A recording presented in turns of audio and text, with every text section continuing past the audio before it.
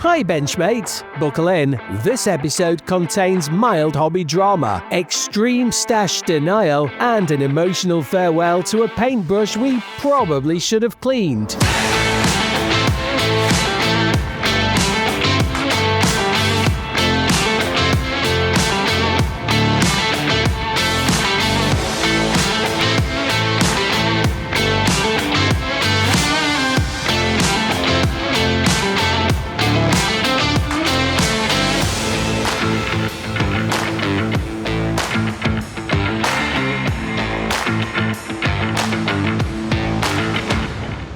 Benchmates, please welcome your hosts Paul Pendleton-Brown, Mike Baldwin, Mark Housley, Tim Mulvial, James Nevitt, and Paul Wong. And we are joined this episode by Paul Regan, President of the International Plastic Modeller Society, United Kingdom.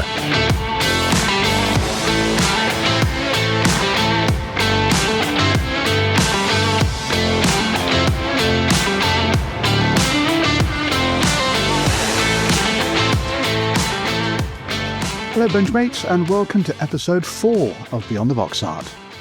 Now before we dive into glue pots and decal sheets this week, a heartfelt thank you to everyone who tuned into episode 3, which judging by your feedback went down smoother than a coat of satin varnish over a gloss decal. The interview with Luke Slaney-Hewitt, product manager for aircraft, helicopters and real space at Revell, was one that we've been looking forward to sharing, and I have to say the response has been fantastic.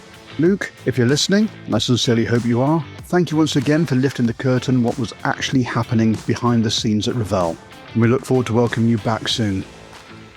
Plus, you got the prize for the first use of the naughty word alarm. I'm sure it won't be the last. A lot of you reached out via email and the socials to say how refreshing it was to hear the inside story from someone in the know, and how a kit idea goes from concept to CAD and all the chaos in between. Luke's passion and the subject really came through, and I think what hit home for many of you was the sheer amount of thought, coordination and caffeine that goes into bringing a model into our benches. One listener described it as lifting the lid on the hobby from the inside out, which I quite like personally, considering we spend most of our time talking about what's beyond the box art. See what I did there? Now let's talk about the plastic elephant in the room, the Gloucester Meteor F8 and FR9. It's safe to say the Meteor has sparked more interest than any other upcoming release so far this year. And rightly so. This isn't just any kit. It's Revell throwing its hat back into the ring with a subject that's been crying out for a modern tool, especially in this scale and with this level of detail. We've had messages from early jet fans, Cold War collectors, RAF modelers, even sci-fi builders are eyeing it up for a kit bash, all chomping at the bit to see what the final plastic looks like. But as one of the people who checked the CAD and added some missing screws and removed some panels, it is near perfection as you will get.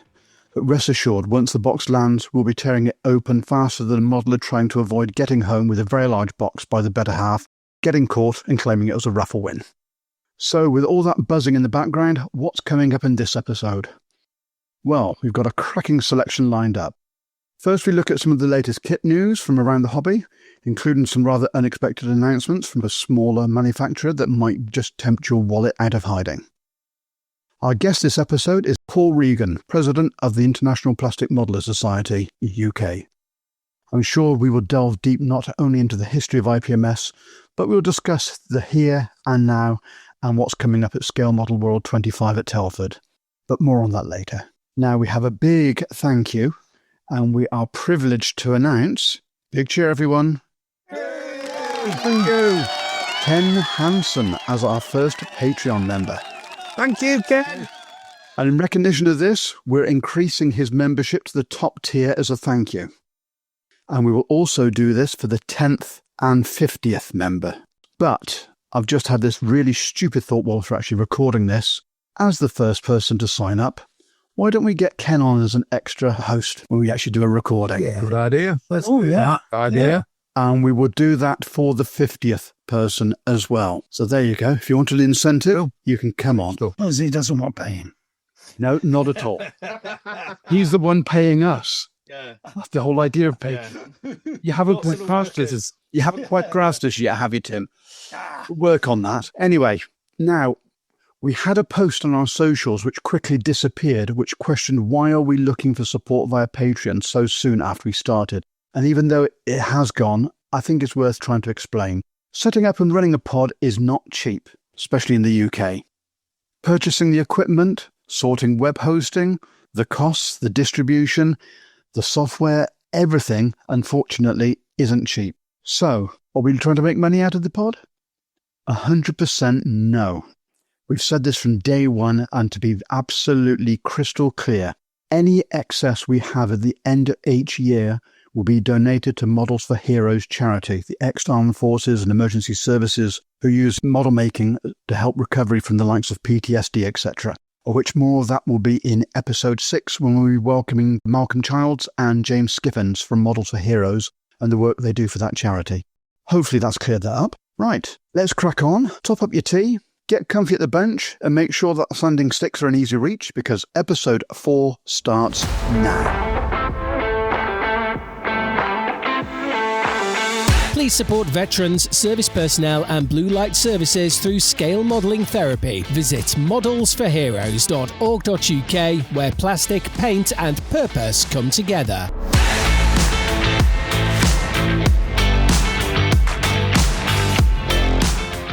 It's time for the Stash Inflation Report, because who needs financial stability when you can have limited edition resin accessories? It's that time again to hide your wallets, which isn't a problem for Wongi unless his wife finds out, for the Stash Inflation Report. Let's kick off with some exciting aircraft news. 3D Blitz Model are re-releasing their 172nd Pilatus PC-21, a sleek turboprop trainer used by many air forces. This re-release is in 3 separate boxings with markings for the Qatari Emiri Air Force, Royal Jordanian Air Force and the French Armée de l'Air, showcasing just how global this Swiss-designed turboprop trainer has become. Academy are repopping their 148th Cessna 172 Skyhawk, the 172 of the world's most produced aircraft, and this Civil Air Patrol version honours its use in search and rescue, disaster relief and training missions across the United States. A massive shout out to Airscale, who've announced a 132nd 3D printed Hawker Typhoon 1B.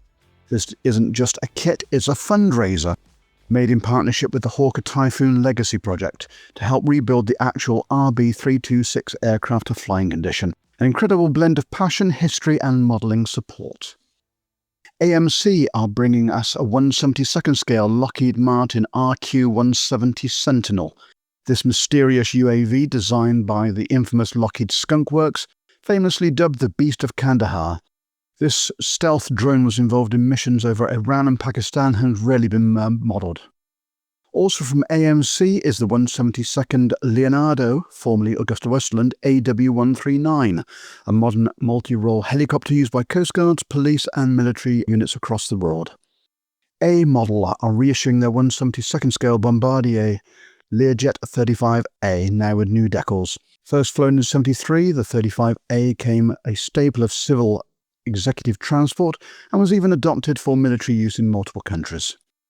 Armour Hobby have given their excellent 172nd P-51B Mustang a fresh lease of life with new parts and decals for China, Burma and India campaigns. Perfect for those wanting to explore the lesser modelled theatres of World War II. Fatal Models are launching a Ryan PT-19A Cornell trainer in both 48th and 32nd scales. 2 versions. 48th is in Chilean markings and the 32nd is in Brazilian markings. The PT-19 was one of those key American primary trainers used during World War II, primarily to teach thousands of pilots to the basics of flight. BBK are re-releasing their 172nd Boeing 737-700, this time in Southwest Airlines livery. Nice little civil touch for those wanting to step away from camo for a build or two. Our friends at Revell are also going commercial, repopping their 144th A350-900 and Boeing 737-800, both in Turkish airline markings. Also sneaking in under the radar, literally, is the re-release of the Revell 172nd Westland Sea King in German Navy anniversary and retirement markings, and also an ex-Royal Navy machine in Ukrainian markings, which is due to hit the shops in August.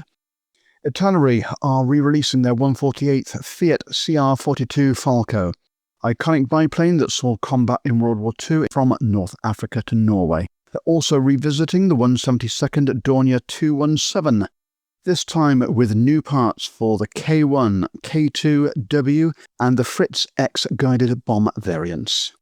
Meanwhile, Sword are revisiting two late-war Japanese naval aircraft in 172nd, HE B-7A2 Grace, a carrier-capable torpedo bomber, and the Nakajima C-6N1 MID, a reconnaissance airframe designed to outrun Allied fighters.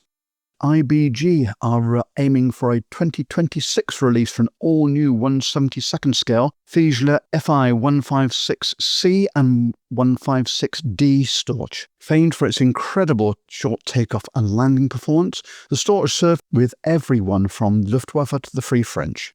KP have upgraded their 172nd MiG-21UM with new high-tech parts and new decals, perfect for those wanting a more modern Cold War jet with training routes.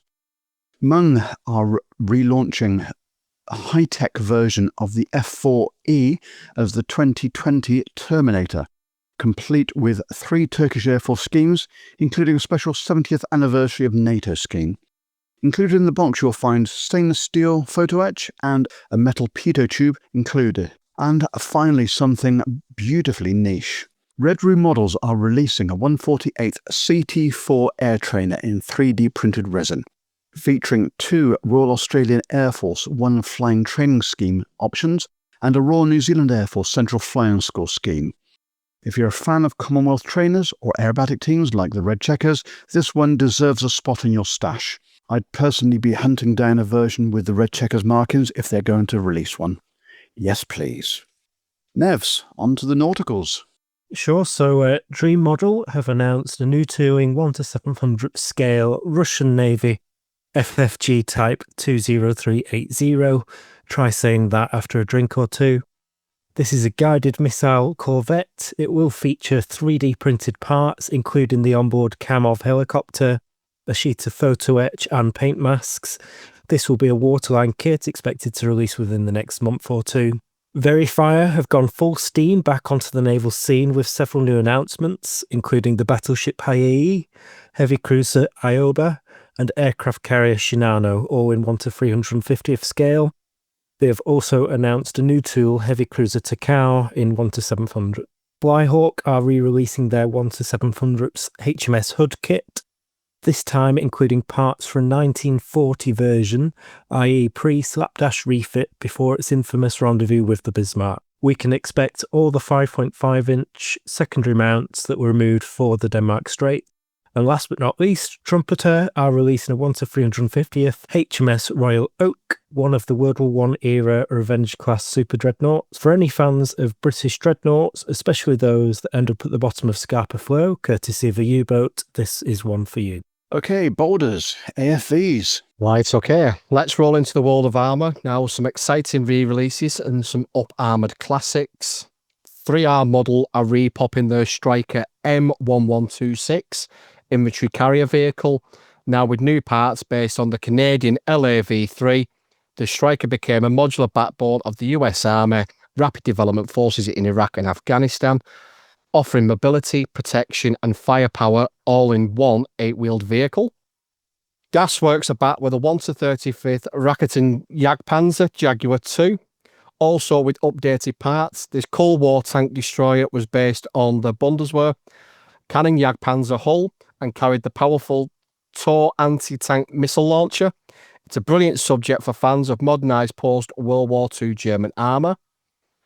Hobby Boss are re-releasing their Cougar 4x4 MRAP, a mine-resistant ambush-protected vehicle used by the US and Allied forces across Afghanistan and Iraq. Known for its V-shaped hull and survivability for modellers tackling modern military themes. Italeri are revisiting their 1/35th scale M47 pattern, this time with new parts and an international decal sheet featuring Belgian, German, French, Greek, Italian and US Army versions. As the first post-World War II American tank to be widely exported, the M47 was a Cold War workhorse before being replaced by the M48 and the M60 series. Mini Art are bringing back the classic German 3-ton Opel Blitz cargo truck. now with enhanced parts. The Blitz was the backbone of the Wehrmacht logistic fleet throughout World War II, seeing service from Russia, steppes to the deserts of North Africa.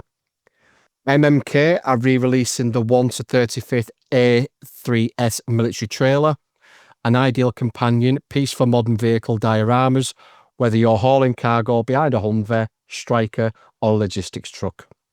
Under model are also back with a hefty one, the Ward La France M1A1 heavy wrecker, used extensively by the US forces to recover damaged tanks and heavy vehicles in the European and Pacific theatres. This 35th scale kit includes updated parts for even more diorama potential. And lastly, the Big Cat returns to Trumpeter, are re-releasing the 1 to 16 scale Panzerkampfwagen 6 Tiger II, aka the Koenigs Tiger or the King Tiger. This massive model matches its real-world counterpart in presence, armed with an 88mm gun and nearly impenetrable frontal armour. The Tiger II was Germany's most feared, if mechanically temperamental, late-war beast.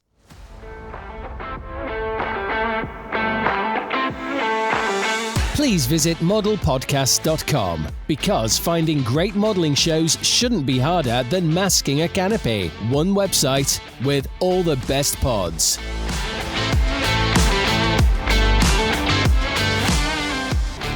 So, for work in progress, Wongy. Has that racing catamaran finally got across the finishing line yet? And why not? Absolutely not. Right, so something which I found with that kit, even though it is 60 parts or less, is the fact that there's too many variables with it. And what I mean by that is I've got vac form sails, which in my view don't look correct. And it never will be, because you can never get any shadows into it properly. It's got rigging. I hate rigging. Okay?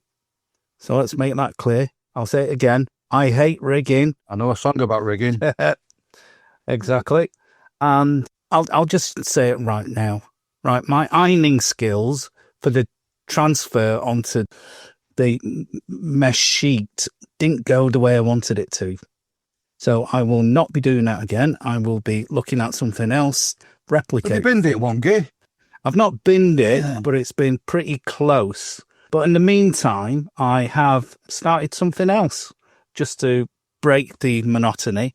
It's a kit. It's got a massive number of pieces, 23. I put most of it together over last Sunday. It's a Revell snow speeder, and it's one of their little snap together kits.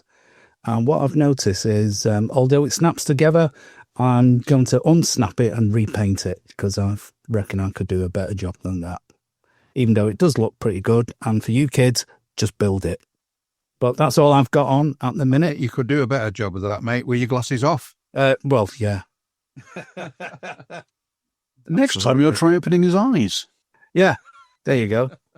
What scale's that, Wongy? Is that 72? That can't be 72, is it? No, I reckon it's 48. 48. Yeah, Wow. 48. And considering this is, what, 10 quid compared to a Bad then, eh? Bandai one, which is 40 quid. 40 quid, yeah. You could dress it up, basically, is the same thing. Just don't look too close. And do what I do, squint. And it looks just like the Bandai one. Are you diorama in it? Is it going to go on something? Maybe. I might put it onto another, a second coffee coaster challenge. Whilst you're mentioning the Coffee Coaster Challenge, you mentioned it a few times now, just for those that are not members of Bolton IPMS. Can you just explain what it actually is? Right, okay. So, back in February of this year, I set a challenge to the members of Bolton IPMS. I produced these cutouts of MDF bases, and we had two bases. One which was a tall base. Tiny. Yeah, which was 100, I've used the word 100 millimeters by 100 millimeters, and that was our tall coffee coaster. 4 inch by 4 inch to everybody else. And I also produce a 150 millimeter square coaster, which was our grande coaster. And the challenge itself was to produce an interesting diorama which would tell a story using anything you wanted. So it could be aircraft, it could be ships, it could be very small ships, actually, spaceships, it could be anything, as long as it gave a really good story on why that particular model was together, and it's just got to look good, basically. That challenge will be finished for our September meeting, and we will have some prizes and trophies which we'll award, and we'll have this absolutely fantastic judge, myself. Will the prizes have anything to do with Bandai? Funny enough, no. But keep saying that, they might actually send some stuff over. Oh, we love Bandai. We do love Bandai, yes, but I'll go into that later on. So we'll be judging it in September, and hopefully I might be able to post some of those pictures on the social and the website.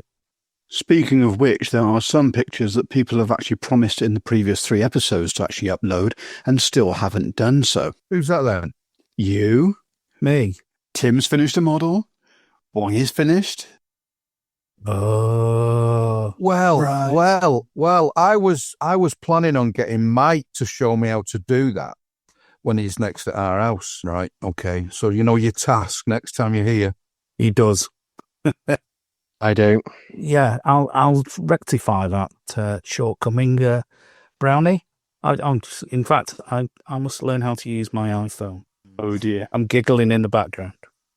Okay. Yeah, so that's what I've got. And what have you spent your money on since the last episode? Right. So I did mention it last time, and I splashed the cash and bought a Bandai Scout Trooper and Speeder bike, which is as rare as hen's teeth. What's that price label on there? £200? Hang on. Could be yen. You never know. Definitely a pound symbol on there, because I remember you said on the last episode that your wife listens to the pod. She does, if I let her. I'll send her a link. Thank you, Paul. Okay then, moving on. Tim. Oh, right. Well, 2 words this week. They are bombs and rockets and drop tanks.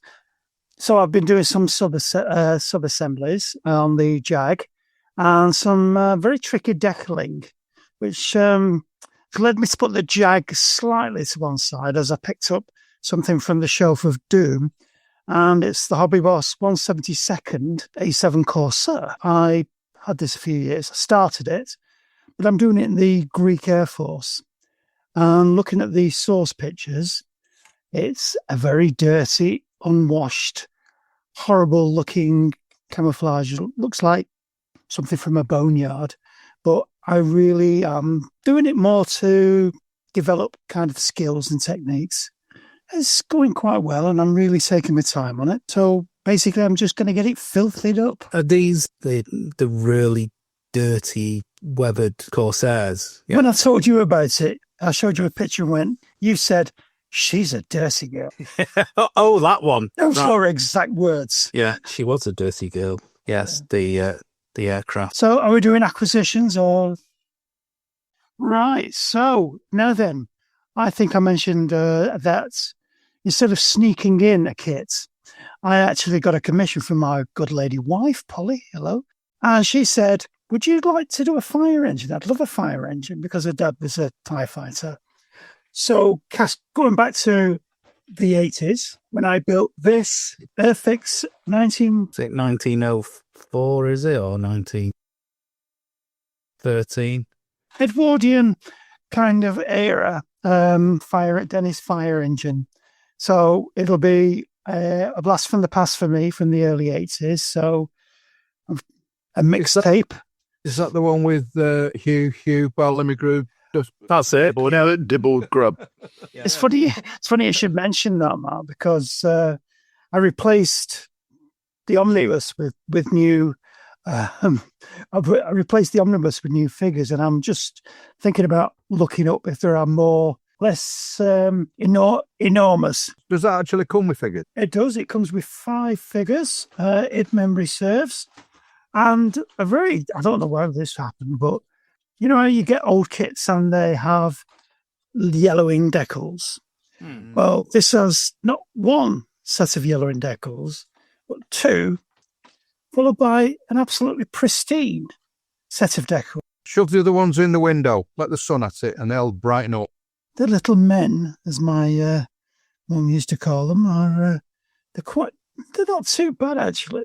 So I will be taking advice. I'm thinking of going rattle can on the red, so to get a really good finish. Break out the old Humbrol brass paint.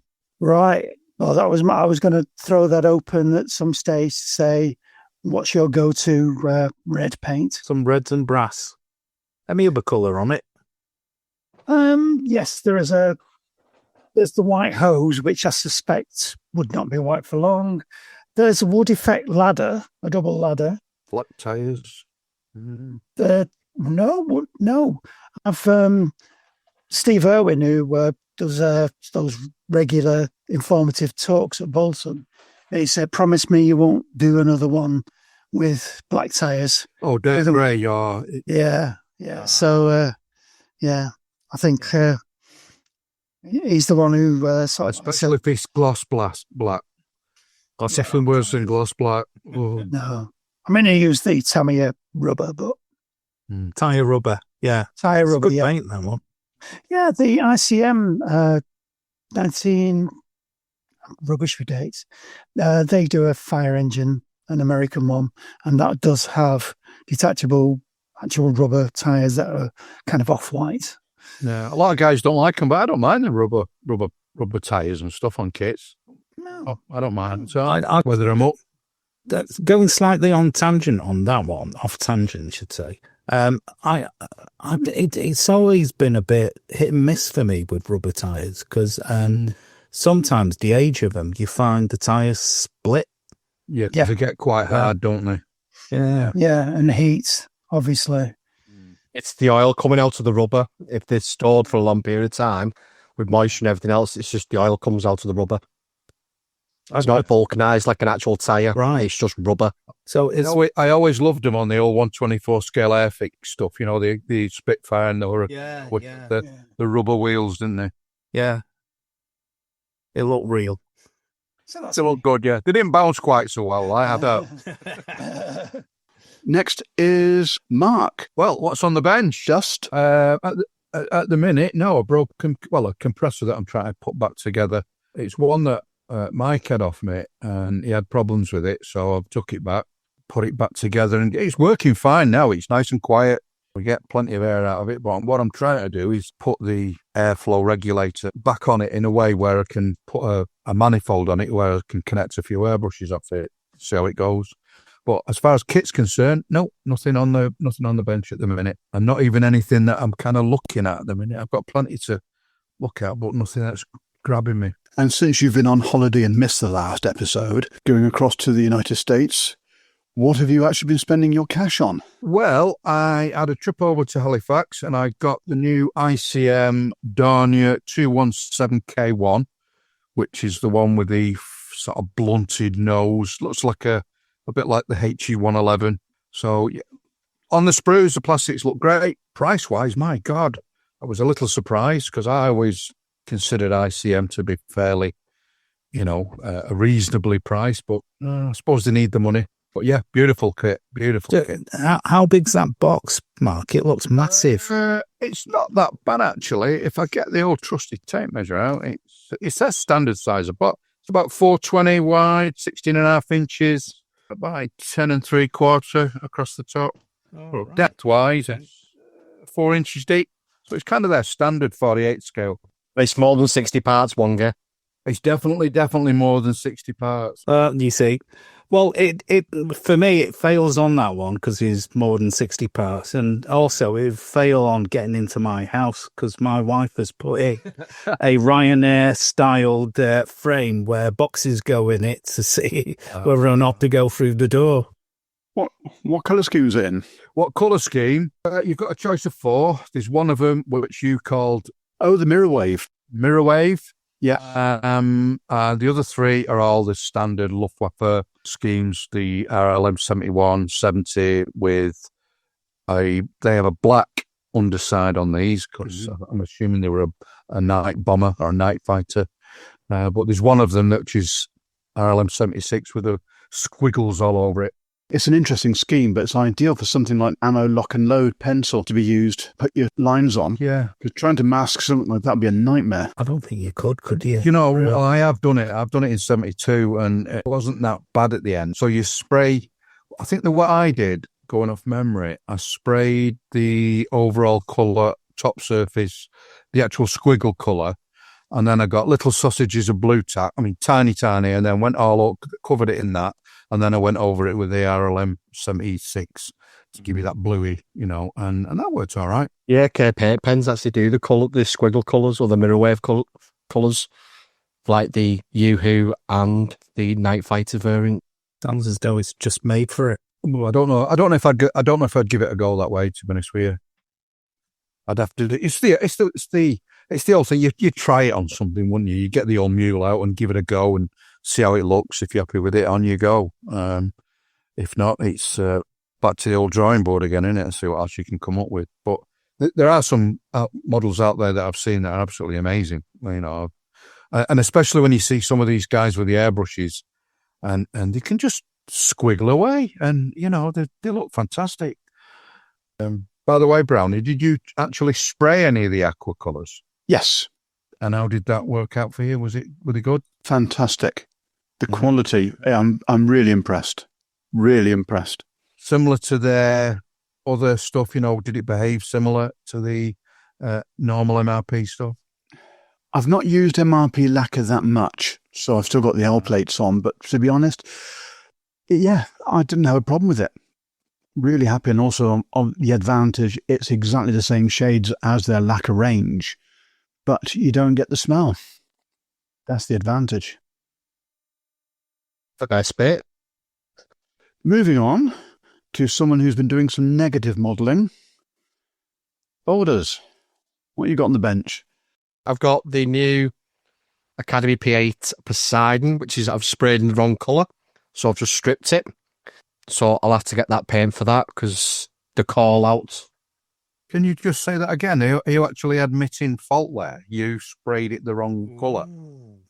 Well, unfortunately, I've used their instructions and their call out for FS 16515. They actually say it's H338 in Mr. Hobby when it's not, because it's a different FS number. So I'll have to get that colour. So that'll have to go on the back bench for a bit. I'm actually cracking on with a biplane. No way. Yeah, biplane. I'm actually SE58. No, I'm actually doing. Oh, Walrus. Walrus. Is that the Airfix one? Yeah, Airfix 48 Walrus, and I'm doing it as number 5 CF Royal Australian Air Force, and it was in Australia and New Guinea in early 43. So it's got matte aircraft blue on the underside with extra dark sea grey and matte dark slate grey on top. So Sounds good, that one. Yep, and the good thing is I've actually got the rigging diagram on the opposite side. Obviously, for those that can't see, Airfix providing the instructions, the rigging diagram. Did I mention that I actually hate rigging? You did? Oh, right, okay. I thought I thought I'd bring it up. Yeah. But that's one of my lessons for this year is to do rigging, because I've got quite a few things that need to be rigged. So I need to learn. Did you ever pick up that SE5A? I know you was after one for ages. Yes, I've got one. So you've got a bit of rigging there to do eventually. Yep, a Spanos Suisse SE5A from Edward to do his 41 squadron. I've also got 72nd pirate ship to rig. Oh yeah. So yeah, I've got that. Have you done anything with that? I've done a little bit with it. I've had to do a few fettling things to it because it wasn't. Have you took a bit more of it apart? Had to, because certain things weren't aligned. And then I've got, rigging is my learning curve this year, because I need to get on the Titanic, because I've had that now for 6 years and it's still in the loft. Hang on, that's the 200 one, isn't it? Yeah. It actually came out the loft last week and smacked me in the face. I was in the loft putting some stuff away, and then all of a sudden the Titanic went straight through the loft arch as I was coming out the bathroom and hit me square. So it sank again. Yes. Did you ever play any ice on the bruise? Yeah. No, I didn't. Bad joke. What a bad joke, Brownie. Bad joke. And what have you been spending your cash on then? Nothing. I've bought nothing. Good grief. That's novel. I've got stuff to build. I just need to start building, and that's what I've started doing. So I've built quite a few things. I've got an S100 fast boat. That's all built. It just needs painting. So I'm just going to get a load built and then just paint them all. So here's a question for you, Boulders. When you said you stripped the paint off, what did you use? Because I've never been successful at stripping paint off, apart from the door frame and the architrave. But go on. So I used to be dangerous, and I used to use Mr. Self-Leveling Thinner. I used to put it on the paintbrush and then wipe it off instantly. But VMS do something called Clean Slate, and it's absolutely superb. Really is. It'll get rid of enamel, acrylic. It smells very minty when you smell it, which is a bit unusual. Yeah, like menthol. You can't help it because obviously you got the lid off and you're dipping a brush into it and then you obviously point it over the areas. You're not drinking it? No, don't drink it. No. But it literally does. Okay, you said it takes enamel and acrylic off. How will it take lacquer? Well, it takes lacquer perfectly fine because once you've added Mr. Self-Leveling Thinner to Mr. Hobby Aqueous, it changes it to a lacquer anyway because you're using a lacquer thinner. Comes off. That's what I've used on that. Comes off straight away. Okay. All right. Okay. Sounds good. I did think it was a bit expensive. How much did that cost you? I think it was about 12 quid.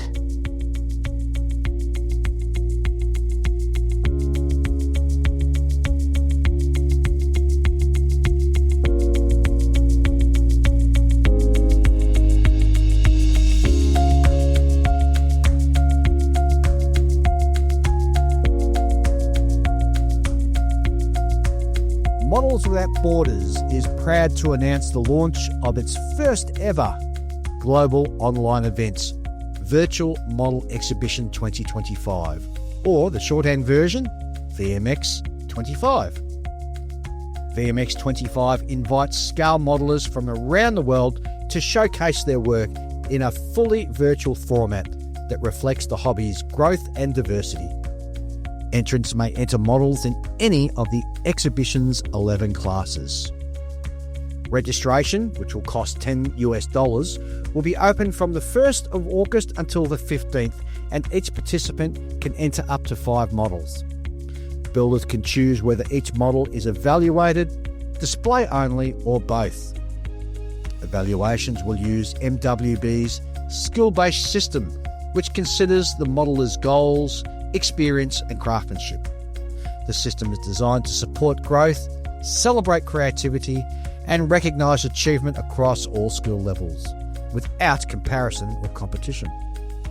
VMX 25 winners will receive a unique gold, silver or bronze awards or a certificate of merit. VMX 25 will take place after registrations are complete, and for updates please visit www.modelers, that's with 2 L's, modelers.org, and subscribe or follow Modelers Without Borders on social media.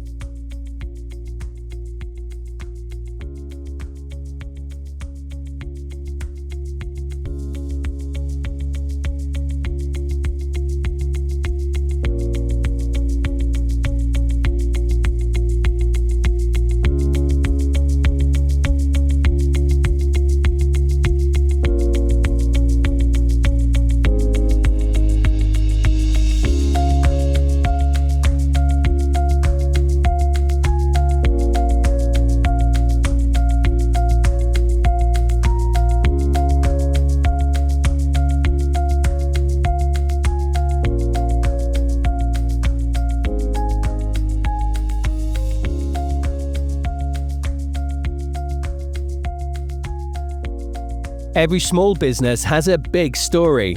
Precision by Passion tells it. spotlighting the artisans who turn knowledge and love of detail into something lasting.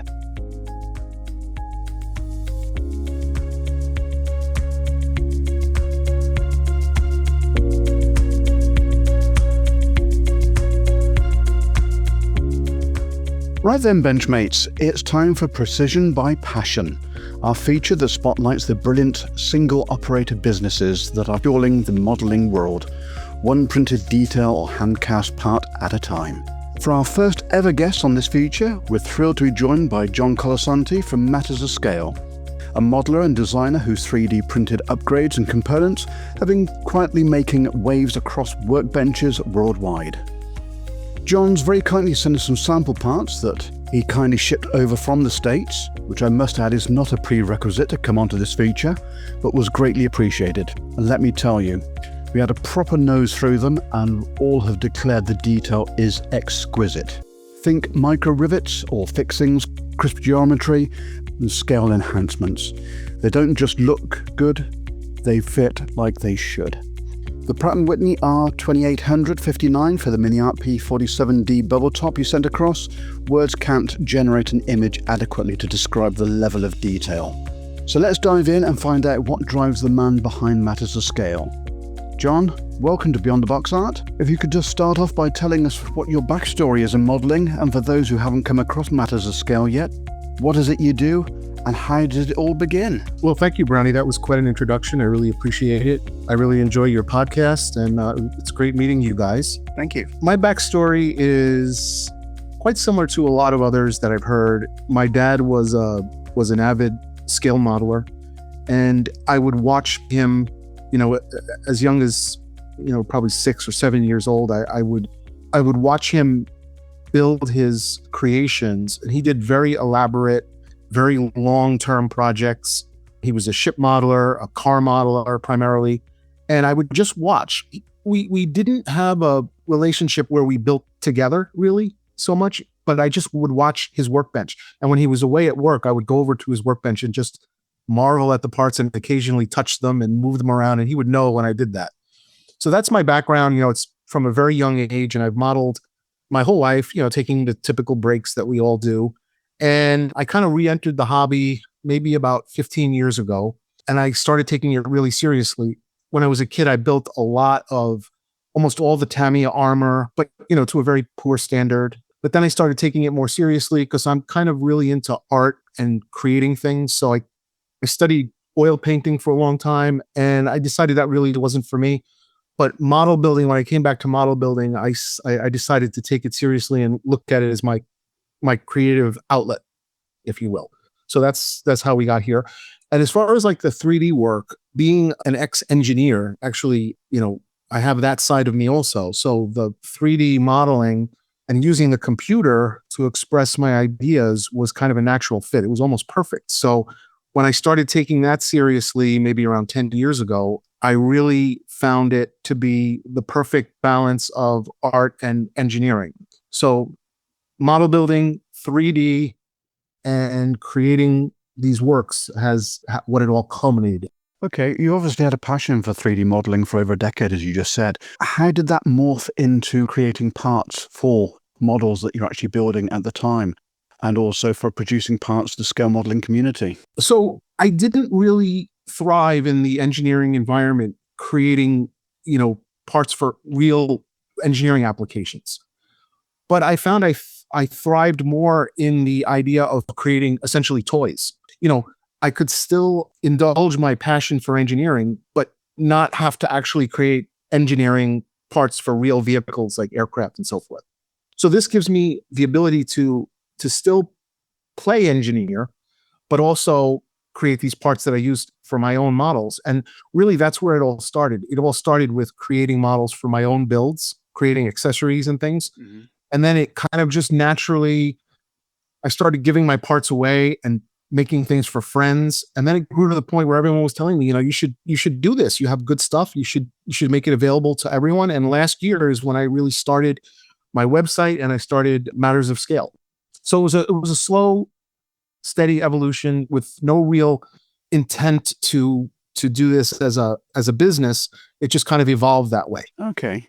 Well, I believe you started out using Rhino, but you were an early adopter of Fusion 360. What drew you to 360 and how has it changed the way that you work? Yeah, so I think what drew me to 360 was the fact that it was, first of all, a cloud-based program, so I could run it in multiple locations. So I could run it, I'm a very mobile person as far as work goes. Yep. So the ability for me to work on multiple workstations without having to worry about carrying files around made it very attractive. It also has a lot of support in the community, a lot of videos. And when I was learning, those were very helpful. Rhino's a great program. I have no issues with Rhino. In fact, I've often thought about going back to Rhino because it has a lot of features that I really like. Every 3D program has got pluses and minuses to them.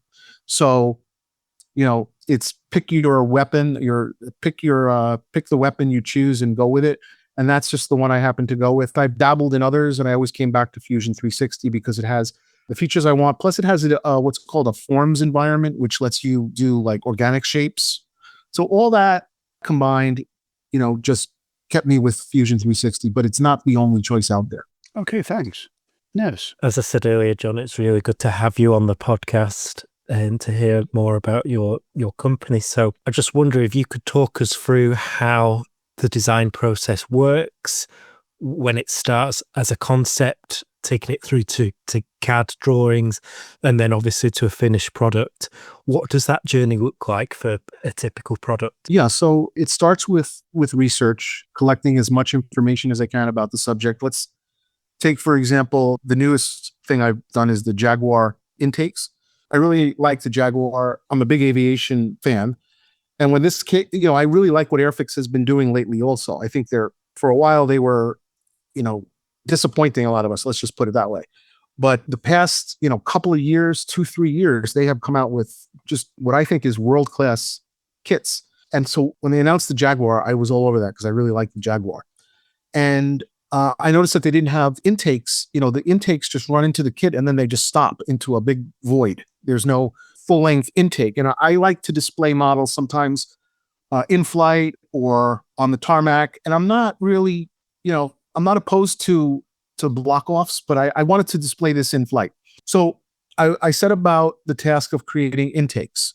And so I collected lots of photos. I have a couple of books on the Jaguar. My research process involves scanning the internet for as many photos as I can find. And then talking to experts is really one of the best ways. So some people contacted me, giving me some feedback. There's a lot of guys out there who have firsthand experience with the Jaguar and can educate me. So it's really, a community thing, using photos from the internet, using photos from books, and also engaging experts. That's how it starts. And then from there, it's just a matter of, getting all your dimensions and drawing the parts in CAD. In some ways, that's the easy part because once you know what something looks like, it's just a matter of drawing it, in 3 dimensions. And it's test prints, multiple test prints over and over again to fit it. I wanted to make sure that it fit really well to the kit so it wasn't going to leave steps or gaps. And then after that, it's a process of refining the test print so that the surface finish is good. The intakes took a lot of time to get right. It doesn't seem like it's that complex, but all those factors had to come together. The fit, the finish had to all come together to be a product that I could put out there and be proud of. And so, yeah, that's more or less the process I go through with everything. Just a quick injection here. Obviously, for those that aren't aware, there's 2 different types of intakes that you actually supply. There's the closed auxiliary doors on the side of the intake, plus if the aircraft has got its engines running or obviously in flight, as you were talking about, you've got some with the sprung-loaded intake doors, the auxiliary doors open. So if you were looking at John's intakes, get the right set. If you've actually got it shut down on the apron, canopy open, the doors need to be closed rather than open. Thanks for clarifying that. In fact, I'm building one now, and as you can see, I'm using the open door version. So this version will be for low speed flight or on the tarmac with the engines running. But yeah, thank you for clarifying that, Brownie. Not a problem. That's very interesting. Obviously, John, you've touched on the fact that when you started in 3D printing, creating parts for models, it was about enhancing your builds. At what point did you decide, actually, I'm going to start making parts for other people? So it really is still about my builds and friends and customers. I haven't gone to the point really where I'm just making parts for something I have no intention of building or one of my friends isn't building. Like, for example, I'll do some work. A friend, a good friend of mine will come and say, hey, I want to do this and you want to work together on it. And I'll usually say yes. And then we'll work together on a part. And then I'll take that part and put it in my catalog, right? Same thing for my own builds. It's something that I'm going to work on for myself. I'll put it in my catalog. Like right now I'm working on the an engine for the upcoming Qatari BF109K4. That is a kit I intend to build. So I haven't really gone to that point yet where I'm building something just for the community and not something that interests me. I'm not saying that I will never do that, but right now I have enough to work on that interests me and or friends that I haven't gotten to that point where I'm just making parts for selling and no interest in it myself. Yeah. And just as like a small supplementary question, how easy is it for you to scale up or scale down your particular designs? I mean, for example, some of the propeller corrections that you have in 48 scale. If you had modelers interested in 72nd or 32nd or 35th, how easy is it for you to start and adjust the existing designs without having to go back to the workbench and start again? Yeah, so I'm actually struggling with that right now. I'm trying to scale down some of my engine stuff to 72nd scale. And it's more difficult than I thought it would be, especially because like the wires don't print at 72nd scale the way I have them. So I have to go back. I'm doing test prints now and I have to go back and resize everything. It gets very complex. Other things are much easier to scale. Like, for example, you mentioned propellers. Those would actually scale pretty easily because it's just like a shape without very, very high detail wires or nuts and bolts that wouldn't show up. So I think the answer to that question is it depends. Some things would scale pretty easily and others require me to go back and redo significant parts of it. Scaling up is a little bit easier. Like I scaled up my right cyclone to 32nd scale. And that went a lot smoother because, your wires, for example, are getting bigger. And so if they end up being too big, I may have to make them smaller, but going the other way is creating more problems for going smaller. It'll be rewarding when you can produce parts in the best scale, 72nd. I've got a lot of requests for that. I intend to follow through with that. Which kind of leads on really well to the next question, thinking about detailing. Like, is there a balance for you when you're creating parts where you say, okay, now it's detailed enough, or do you think actually it can never be detailed enough? There's always an extra step, or what kind of balance do you try and strike with your parts when you're designing them? Yeah, that's a tough one because I tend to get really buried into the details, sometimes too much, where it doesn't even make a difference, right? Because, and I'm getting better at that. I'm learning each time how to, I call it abstracting the real thing, because honestly, if you had no limits, you would never be finished with some of these things. You could delve into details forever and never really complete anything. So I have to, as I go on and make these things and print them and look at what they look like after they come off the printer, and more importantly, actually use them on a project and see what shows up after you paint it and detail it and weather it. I'm starting to learn about what makes a difference and what doesn't. And I don't think I'll ever be one to make a part so high level that it doesn't have any detail. I'll always have a lot of detail in my parts, but I'm starting to understand what I can leave out. So I think the answer to your question is, I think you can leave out a lot more than I do right now. And I'm getting to that balance as time goes on. Well, that's really interesting. You've spoken about your upcoming project focusing around the Qatari BF109K. Are there any other kind of projects that you're looking at in the pipeline? Any other inspirations, ideas that you're working on? Yeah, I mean, I have a lot on the pipeline. Well, I'm still trying to, a lot of I've done the double wasp R2800, but there are a lot of applications for that. And I focused first on the P47 Thunderbolt for the mini art and Tamiya kits. One of the things I'm trying to do, which is a little unusual, is I'm trying to make these fitments so that they're drop fits to the individual kits rather than a generic engine. And I realize there may be a need for a generic engine also for people that are scratch building or want to put it on display. But for the most part, I'm trying to do them to fit specific kits because I think most modelers understand that, the Mini Yard and the Tamiya kit, even though it's the same exact P47B Thunderbolt bubble top, the diameter of the engine in the kit is not exactly the same because the cowl thickness might be a little different between the kits, or the way the companies have decided to model them might be a millimeter different in diameter.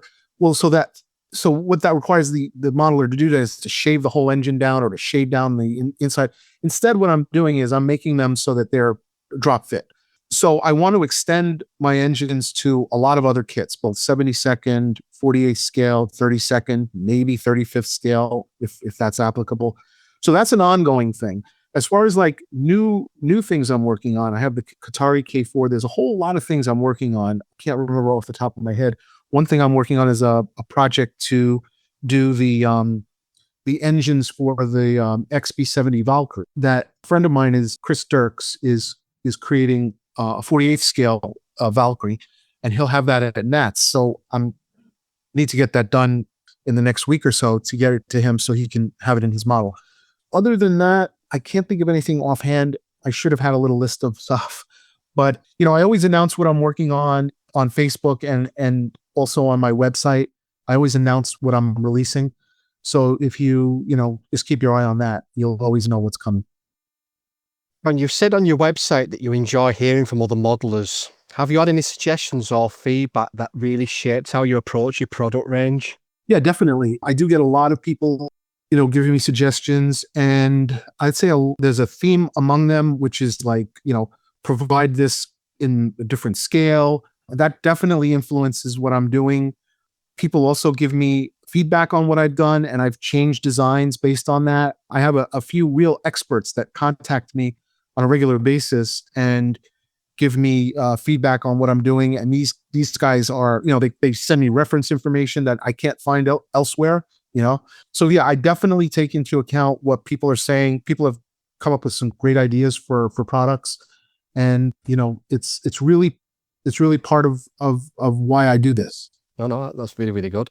What's been your favorite moment so far? Has it seemed like parts that you've printed off there's been a show-winning model, or is it from somebody from halfway around the world that's used your products? Yeah, all of the above. I really enjoy the community aspect of it and the camaraderie and the fact that we're all doing the same thing with the same goals. But yeah, when someone reaches out to me or I meet them at a show and they mention how they like what I've done, is very rewarding. Absolutely.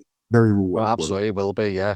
How do you stay in touch with the hobby community, John? Do you use forums, social media? Do you go to shows? Obviously, I don't know how it's worked out in the States. Obviously, I know that you've got the nationals, or is it just like word of mouth? Yeah, so I primarily am on Facebook. I have my own page, and then I'm in a lot of the various modeling groups. So I post as myself, my name, John Colasante, and also as Matters of Scale, depending on, what I'm doing. Sometimes I've accidentally posted as one or the other, but for the most part, we've all done that. It's easily done. It's kind of tough when you have those two handles and you don't know which one to post as. But I try to, so Facebook, I would say, is my primary, social media for modeling, for scale modeling. I don't use Facebook for personal uses at all. I stopped doing that years and years ago. Just got too much. But for scale modeling, I'm on there all the time, keeping in touch with the community that way. I don't really, if I go on forums, it's just to, when I search something and a forum post comes up, I'll look through it, but I'm not posting on forums. For real life, I go to local shows. I meet a lot of people through there. I have a whole bunch of friends that I get together with several times a year at local shows. And then I go to the nationals, the IPMS nationals, and meet up with people that I don't see very often because they may be living much farther away. Yeah, so it's all of the above. I definitely, cherish the face-to-face part of it. It's a big part of it, I would say. No, absolutely. It's the same with our shows over here. It's always good to be able to speak to people face-to-face and obviously, come across with ideas. The last question I've got for you, John, is there any new designs or changes in direction in the works for matters of scale that you can hint or share with us today? Yeah, I think the one thing is I want to, I've been focusing on aviation. Almost everything I have on my site right now is aircraft related. And although, if you look on my Facebook page or my blog, you'll see almost everything I've built in the last several years has been aircraft. But I'm actually very interested in armor subjects. And I built, as I mentioned earlier, when I was a kid, I built a lot of armor, and I have a lot of armor in my stash. And I do build armor over on the side. I don't really show it off because I don't finish it really. This is the problem. But I have a lot of armor. I want to get more into that. I've done a lot of designs for armor, which I haven't put on my site yet. I've given it away to friends and things, but I want to get more into, there will be eventually a part of my site that's going to be ground vehicle focused. I've done, like I said, I've done a lot of accessories and things like that. And I'm trying to think of how I'm going to organize it. But yeah, that's going to be the big change, I think, to answer your question. Fantastic. And finally, if someone wants to get in touch, what's the best way to reach you? I think the best way to reach me is if you go to mattersofscale.com, I have a contact form there. And you can write me anything you want through there, and I'll get back to you by email. You can also reach me on Facebook. If you go to my Facebook page, you can chat, using the Facebook chat, or send me a private message on Facebook through Matters of Scale. Any of those methods work well. Well, John, it's been an absolute pleasure. Thank you for sharing your process, your passion, and your precision with us. We'll pop all the links for Matters of Scale onto our socials and to our website. And for our fellow benchmates who've got a subject crying out for the aftermarket, loving glorious 3D, get in touch with John and support someone who's truly designing from a modeler's point of view. John, thank you very much. Thank you very much for the opportunity. You're very welcome.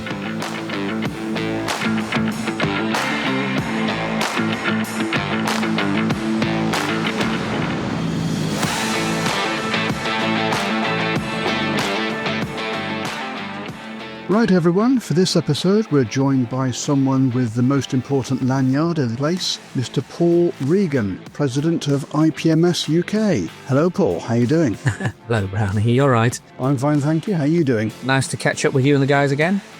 Pretty good, thanks. Nice to escape from work for once. Well, we can get that sorted for you. You can go straight back in. Absolutely. So, yeah, got an evening off. Fantastic. I'm yours for your pleasure. I'd rephrase that completely, and that's going into the outtakes. Indeed. It's going to be one of those evenings. Yes. Okay, let's start that again. No, we can't mark that out. Keep going. Okay. Well, let's start at the very beginning. For those that never heard of IPMS before, and why not, how did IPMS come about?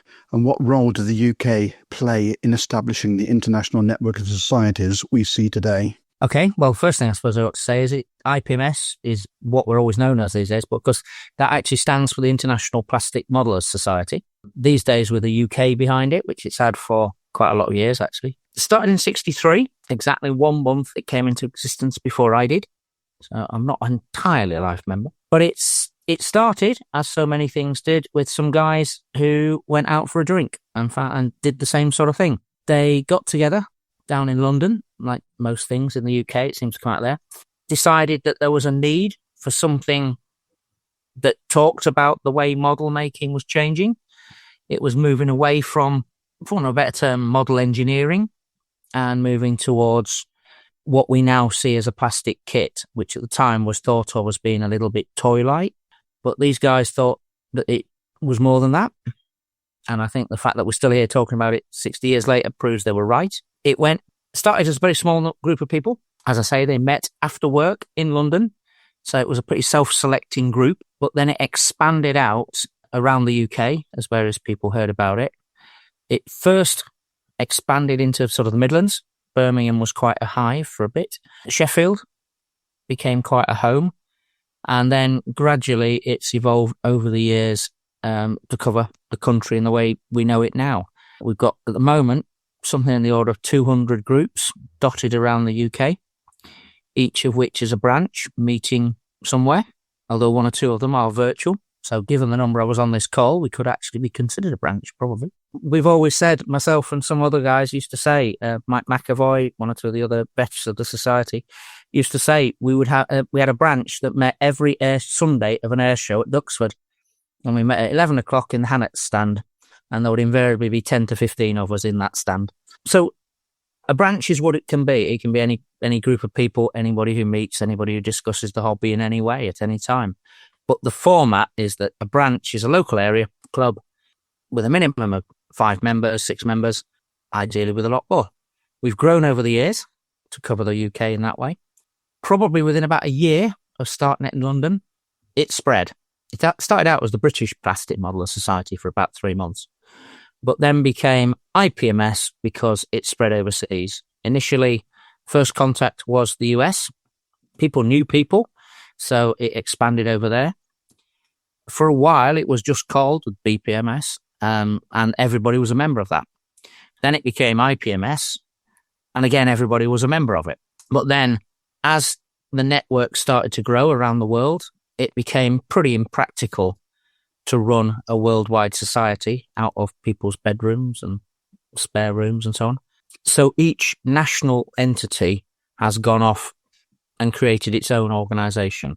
It's a real tribute, though, to IPMS UK that in order to set up as one, every one of these that does it comes and asks our permission, even though in reality, there's not a darn thing we could do to stop them, but they come along and they say yes, and we give them a little bit of guidance, and we say, this is how we do it. They go away and sign up and adapt to that.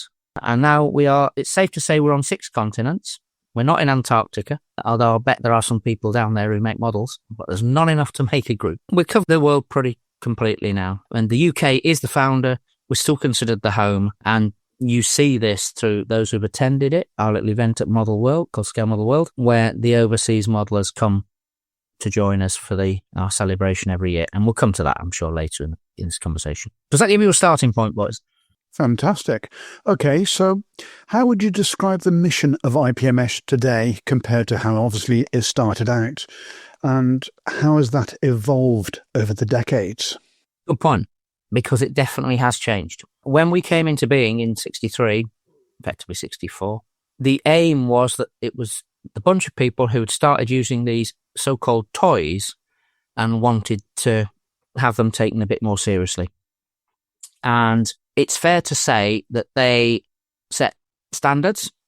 And at the time, you had to bring some models along and show them to your colleagues before you'd be accepted in the group. And that kind of mentality, I hate to use the term, but I think it would be very fair to say some of the early days, the society was very much made up of rivet count. Bearing in mind the kits we were talking about at the time, which were pretty basic, they were hugely into scratch building and converting and making something out of something else, but they still set their standards to be very high, and you had to qualify to be a member. Not just to go in the contest, you had to qualify to be a member. Now, I'm delighted to say that the society has completely about-faced that. We no longer really even stand too much behind our International Plastic Modeler Society. Well, that is our logo, that is our brand, for want of a better term, because it's practically impossible to change it. But the reality is we say we are IPMS UK, the Society for Scale Modelling, because we support every type of scale modelling across the piece. There's no subject that we don't do, and there's no type of modelling that we don't really embrace. It's not to say certain groups won't want to specialise in things, particularly SIGs, but across the piece, you can make models out of paper and still find a home within an IPMS branch. You can make, we all know plastic has now turned into metal, resin, etched brass, 3D printing. They're all models. So we quietly don't stress the word plastic too much these days, for obvious reasons. However, one area we do, and that's obviously the competition. So for competition rules, there are quite strict rules about the makeup of kits and so forth. But that's only for those who enter contests. But for the rest of us, everything's welcome. My own branch here in Leeds, a chap was being badgered to come along to one of our meetings because we meet in a bar. He said he was talking about modelling one night instantly and got sucked in, and we got him to the branch meeting. He pulled out a big box full of Warhammer models. And despite the fact that pretty much the meetings revolve around World War II aeroplanes, frankly, everybody went, wow, caught, blimey, how did you do those? And it's fairly safe to say he's going to be coming back, and staying with the group, because that's what it is. It shouldn't be about what you make or how you make it. It's about everything. And it's got to evolve with the times. 10 years ago, 3D printing, wouldn't have talked about it. Now we do. 25 years ago, we didn't talk about Express. Now we do.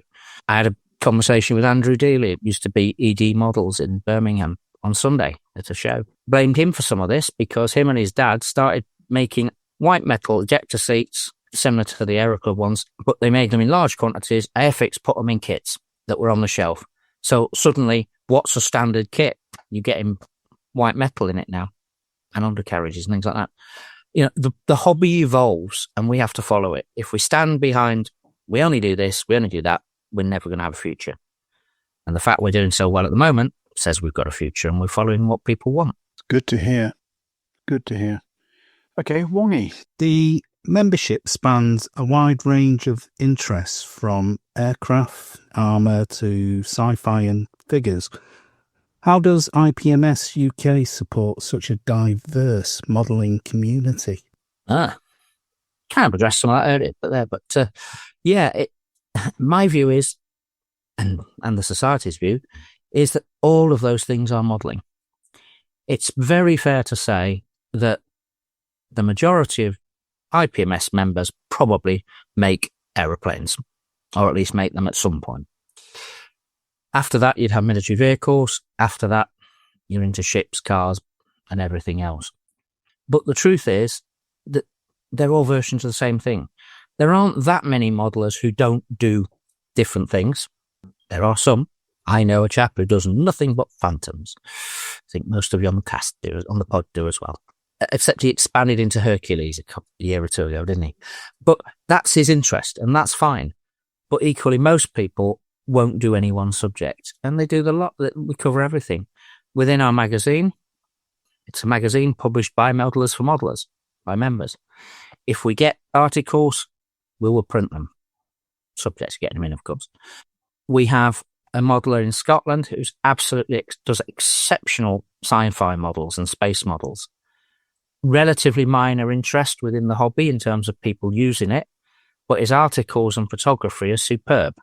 So every year he gets a cover because his photographs need it, because they're so good. You can pretty much guarantee if he submits it will be there. And people genuinely read these articles and that you take something away from it. There's usually some little nugget that you can learn from and pick up an idea that you can use on whatever it is you're doing today. And we do support each other very much that way. For the specialists, of course, I haven't mentioned them yet, we do have these special interest groups. If you are into a particular subject, my friend with these Phantoms, there is a SIG that exists for people who are interested in Phantoms and Phantoms alone. It won't be a local group because it's not going to be an area-based thing, but these are usually virtual nowadays. And they're a bunch of guys and girls who get together, usually get together only at shows, particularly Scale Model World, and they display and talk about their own things. But some of them have grown into having really big impacts on the hobby.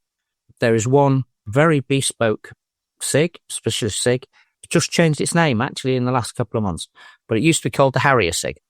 They've now tagged on Jaguars as well, so it's now Harrier and Jaguar SIG. It's the Jaguar. Jaguar. Yeah. There we go, with another member there.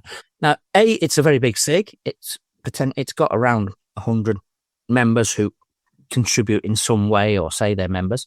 Probably got about 30 who are really active.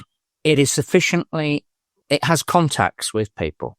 It knows the right people to ask for things. Members of the SIG have included John Farley, the test pilot. He was genuinely a member of the SIG. Didn't make models himself, but he wanted to be part of it because of the interest and the knowledge. John was a fantastic guy to actually just have a conversation with. Oh, yeah. If you mentioned the word Harrier, that was him gone. No matter what the subject was or what you was actually in the context was, you just had to mention that, and that was it. You had a half-hour conversation whether you wanted it or not. John came to Scale Model World to do a talk once. He did an hour and a half talk, which lasted 2.5, but also he never left for the weekend. He stayed for the full 2 days and never left. He was standing on the stand, talking to anybody, signing things, doing what he liked. He loved it. And when the SIG did a project with the Navy to see the Sea Harrier out of service, we've produced, and I actually did some models for this one. We were asked to produce 30 Sea Harrier models for the final banging out dinner of the 899 Squadron. And as a thank you for it, we were invited to visit Yeovilton and take whatever photos and sit in Harriers and do what we wanted. When John heard about it through the newsletter, he wanted to come because he'd never actually sat in an FRS-2 Harrier. We got him into the last type of Harrier he'd never been in. Oh, that's brilliant. And that's the kind of thing that, that's the specialities areas. So you asked about the generality, and I know I've gone down the special, but nothing is out of order. Nothing is banned. Whatever people make, provided it is within the realms of decency, and who defines that? If it's a Scale Model World, me. But, as long as it's not in some way banned or whatever, then it's welcome. Whatever it's made of, whoever makes it, from a 6-year-old to a 96-year-old, from wherever, you're welcome in the hobby and the society, as far as I'm concerned. No, that's a fantastic answer. Thank you, Paul. I'd just like to say that being a bit of a Harrier aficionado as well, I ended up winning the Steve Haig Award. Memorial. Yes, and I held it for 2 years, only because of COVID. So that's my only claim to fame. I've got another question for you. So many IPMS branches around the world. I think you might have touched on this before. Uh-huh. How does IPMS UK maintain international relationships? And do you still consider yourselves as the parent of the global family? I did kind of touch on this earlier, didn't I? And yeah, the answer is very much yes. It is an honour, not a word that gets used in the 2020s these days much, but that so many people look to us for leadership, for help, and for guidance when they're wanting to set things up. They ask for our help with, anything we do. If they're trying to run a show for the first time, then we'll give them what we know about running a show, which may or may not help them. It depends.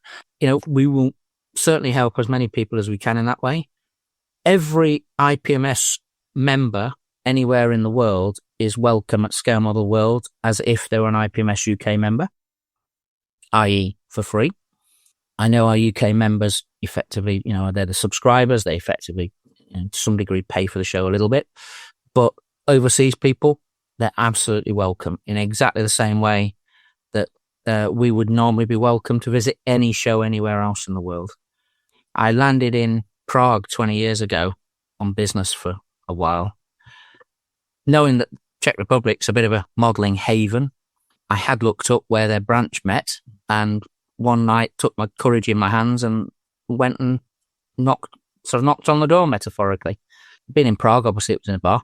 Thought I can always get a beer and escape and just pretend I'm in the wrong place. But went in, and somebody recognised me from Telford or wherever, sort of came over, shook my hand, said, hello, and started to speak English. Then dragged me, but walked me into the rest of the meeting. And for that rest of that evening, the meeting was conducted in English for me. Oh, that's lovely. Because most people in Prague do speak English, and I'm afraid I speak very little Czech. But free beer as well. There was quite a lot of beer. Although as I was there, technically I was there on business, so I ended up buying around, I think, for most people.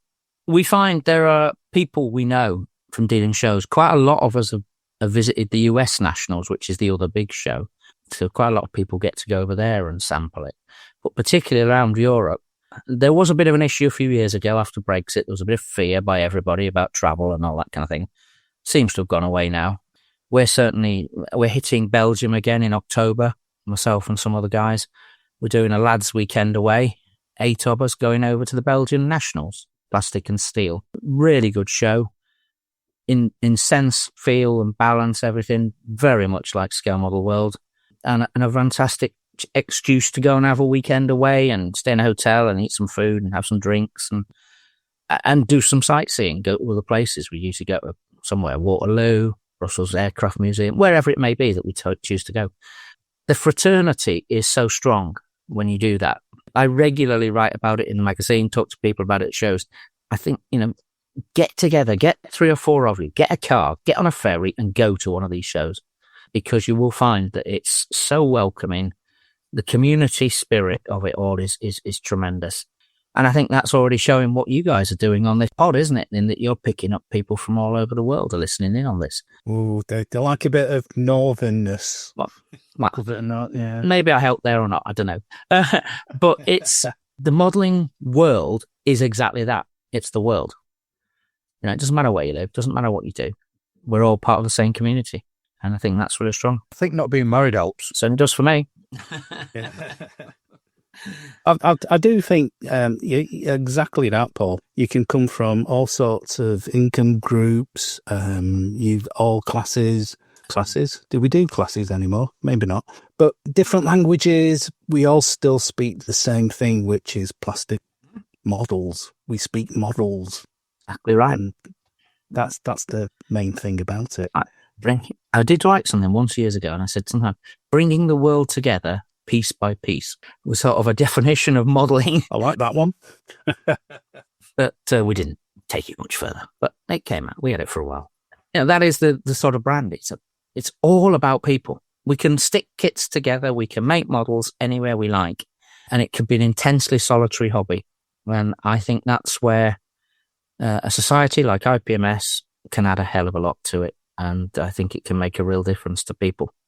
I think that's why a lot of us like to get together a lot, don't we? It is a solitary hobby, as you say, but we as soon as you hear of a club or anything like that, I must admit, in my case, I shied away for a long time, and then I discovered Bolton and the 580, and I don't know, confident. That's the one. Yeah. That was me. I was away. Yeah, absolutely.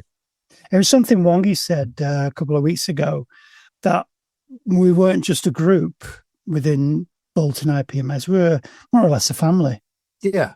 I truly believe that, because you develop a friendship over a hobby, and then that friendship suddenly becomes more concerning about the welfare of all the other members of the group. If you've not seen somebody for quite a while, you inquire, they're still part of the club, or how's things going? That sort of thing. So it does help a lot of people in that way. I think at a certain age, Paul, it's more a case of, are they still around? Is he still pretty? Yeah, can I have his kits? That's one that always comes up, isn't it? Yeah. It's what happened to the stash? You're absolutely right, and I think earlier this year I wrote for IPMS magazine. I wrote a little bit of one of my brain dumps that I do occasionally, and it was around the subject of mental health and also physical health, I guess, as well to some degree. That let's all look out for each other out there, because we're all getting older. I think it's inevitable. One of the things we have to accept is this is somewhat an aging hobby. We do have younger people coming into it, but not in the numbers we have the older people, and we need to support them as long as we can. And there are people dotted around the country who we don't see them at a show suddenly. Well, ask the question, do you need a lift? Do you need somebody, can we go together? It can be, personally, I'd far rather drive 200 miles with a car with 2 or 3 people in it so we can talk and stop somewhere and get a coffee and share the petrol money than do it solo. There's a lot of comradeship and a lot of help. And as Mark was saying before we started actually recording this, and you turn up in a local retail outlet near us here in Yorkshire, and suddenly everybody's talking to everybody. Yeah, and putting the worlds to rights. We don't just go in there and buy some kits and run out. I've never really, very rarely been in there and got out inside an hour or an hour and a half. Just because you end up talking to the people who are there. You may have met, you may not have met, you don't know. But it's a community. And it really does help to break barriers down, I think. And that can be, I think every modeller can contribute to that, whether they're in a society or not. Is a good thing. Yeah, definitely. Yeah. Boulders, you've got a question, haven't you? IPMS UK plays host to Scale Model World, which obviously some of us do know about, and it's the biggest show of its kind. What goes into organising an event of that scale, and how do you see it growing in the future? Okay, I'll take the last bit first. I'll be honest, I don't see it growing, frankly, because I think we're at a level that, I don't know how we can grow it much. Little bits here and there, but I don't think there's a great deal more size-wise it can be. We know, based on all the metrics we can get our hands on, i.e. number of people attending, number of models, floor area, all these kind of metrics, it is the biggest scale modelling event on the planet. For those who don't know it, it takes place in Telford, in Shropshire, in England, pretty near in the Midlands. Relatively easy to get to. It is always, at the moment anyway, on Remembrance Weekend, as we have it here in the UK, which is November. We've grown it over the years. It started out in the 60s as being a competition-only event, and it happened on a Friday evening. They all took their models to a restaurant above a department store in London. The models were placed on tables, and then everybody went for dinner in the restaurant. An hour later, they'd had their dinner, and they picked up some trophies, and they went home, and that was it. Now, for some of us, it's a 4-day event. For quite a lot, it's 3, with a day of setup on Friday and 2 days of actual show days. Encompasses an area around 10,000 square metres, which is a moderately large-sized building. Puts it in the same sort of scale as a train station, basically, if you put it all in one place. And the organising of it is a full-time... Well, it's not full-time. That's a bit unfair, because most of us have got other jobs as well. But it's a rolling, continuous process that effectively works at least 1 or 2 years ahead, if not more. The costs of running the event will probably scare a lot of people, but I'm willing to share that they're in the order of about £100,000 it costs to put that event on. By the time we've hired the building, we've arranged for 2.5 40-ton lorries to drop the tables there and then pick them up again. Are they all hired in? Yeah. Oh, right. I always assumed that they were part of the convention centres. No, nobody has those sort of numbers of tables. That literally is 2 full-size Pantechnicons come down the road from where we hire them, which is Leicester, and he delivers them by latest Friday morning, picks them up Monday. They charge us about £1,000 for delivery and diesel and all that sort of stuff alone. The cost for the prizes that we give out at the show is well in excess of £1,000. So nothing we do at the show is small scale. Now, that's not to say we're any better than any other show. The issues we have are exactly the same as every other show. We got more of them. It's bigger. We're very fortunate. 25 years ago, when we ran what was called the Internationals in the year 2000, which was supposedly going to be the biggest ever model show on the planet, which it was. And we threw money at it, and the trophies got even better for that year and so on. And we took money out. And then we had a serious discussion about whether we should even keep going because we couldn't do any better. The situation at that point is we had very little cash in the bank. But when I became president, just around that time, just after that, I sat down with the committee and said, we had a brainstorming session and said, this is a business and we should run it like a business. And we set some objectives. We said we were going to try and break 2,000 members, which we'd never done in the 40 years of the society at that point. It was said to be impossible. We'd never do it. Today we've got 5,200. And I also said we would try and make sure, without being just harsh-nosed business people for the sake of it, we should try and put money in the bank so that if the rains ever came, we'd be safe. And the rains came in the form of COVID, because at one point, when we were all in that confusion of the year, we could have lost the entire cost of running the show with no income. And the good news is we had the money in the bank to be able to do that. We could have refunded every penny that the traders had contributed in prepayments and so on. Was you insured for that, Paul? Do you have insurance in place that would cover anything like that anyway? We have, yes, we do have a fairly heavyweight level of cover. We have several levels of cover, as you probably know. We are a limited company, so people like myself, we are directors of the company. So we have directors insurance, so that give us some protection. We have corporate insurance for the society, which means that had that event gone pear-shaped, fortunately, we never had to test it, so we don't know. And I don't think anybody did. That was the thing. With COVID, nobody knew what was going to happen. I mean, had every event in the world tried to claim on insurance, the insurance industry would have gone bust, wouldn't it? This all sounds incredibly tedious, and I imagine you'll cut a lot of this out because this is a boring back office running a business stuff. And that's what some of us on the board, that is what the board does to some of the work. We have to do it. But we are a medium-sized business in the eyes of the British business world. We turn over somewhat north of £250,000 a year, heading towards 300. And that's we have no employees. We have no one gets any payment. There are no dividends. Sounds like a fantastic business, that one there, Paul. I tell you, the minute anybody did try and take money out of it, there wouldn't be. That would be the problem. It lives on the fact that people donate to make it work. Our time, abilities, and just, getting involved.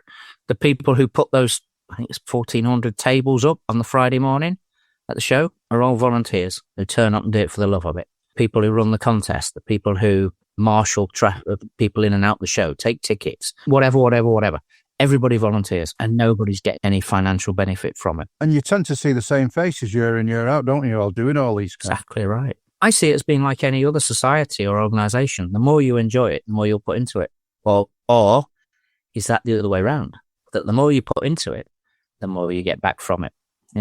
I genuinely feel the best thing you ever do in these situations, put your head over the parapet, get involved. And that's almost certainly what all you guys are doing here. We're the sort of people who are willing to have a go at something. This could do with doing. Let's try this. Let's do it. And we do it. Like every club, society, golf club, church hall, whatever it may be, there'll be 100 members and 10 who actually get involved and do it. But fortunately at the moment, we've got enough that do. And I'm sure that's true of every other group around the place. But I genuinely feel the more you do something, the more you get involved, the more you'll get out of it.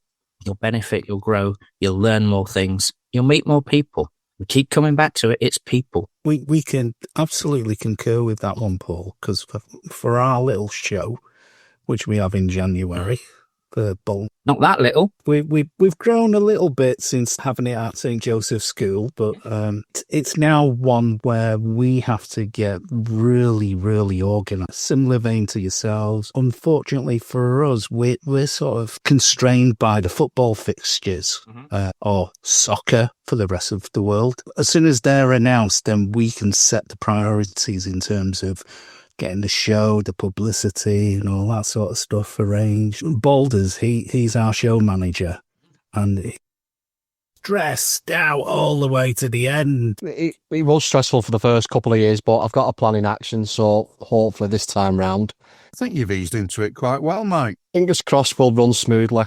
I think you do a great job, Mike, and keep doing it, because it's exactly what I said. Your problems will be exactly the same as ours. They will be. It's a scale thing. You run exactly the same.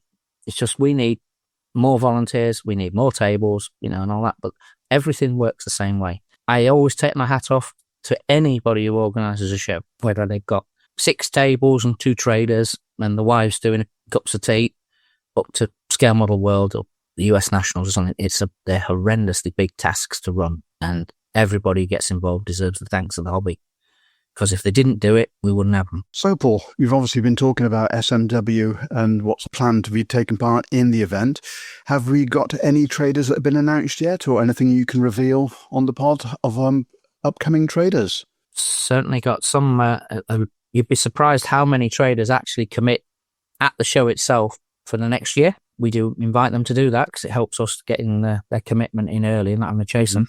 But for some of them, particularly overseas guys, they can't make that necessarily commitment on the day because they've got to work out travel and so forth. But quite a recent one that's come up, one of the big names we've not had present for a couple of years has been Zukimura, our friends from Japan. Oh, good phantoms. Who will be coming over. Really? Indeed. Not sure what, but there's almost certain to be some kind of new kit there that they'll be launching on an order basis or something.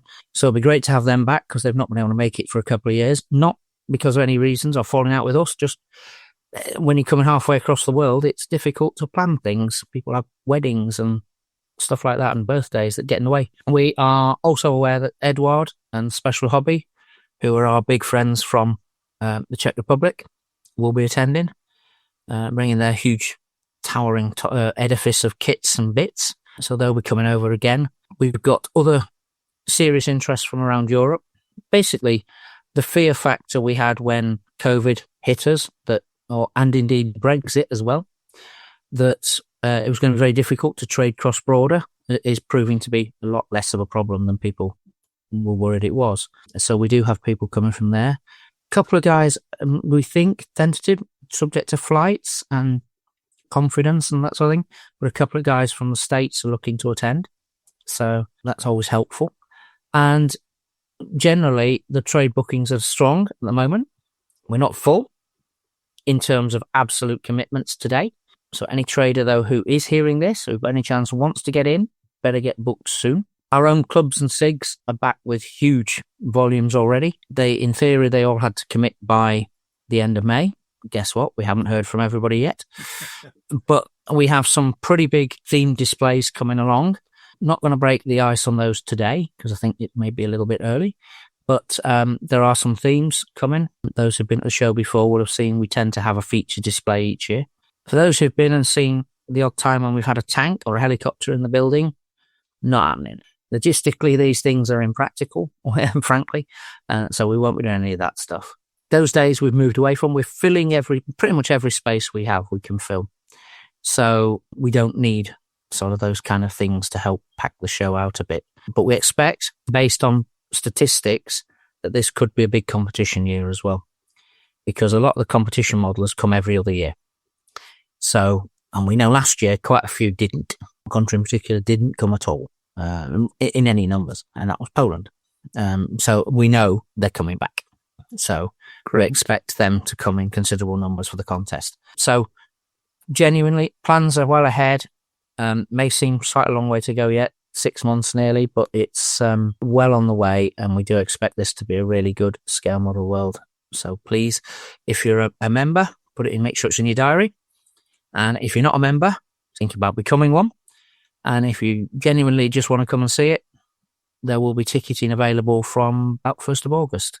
So you'll be able to buy tickets online.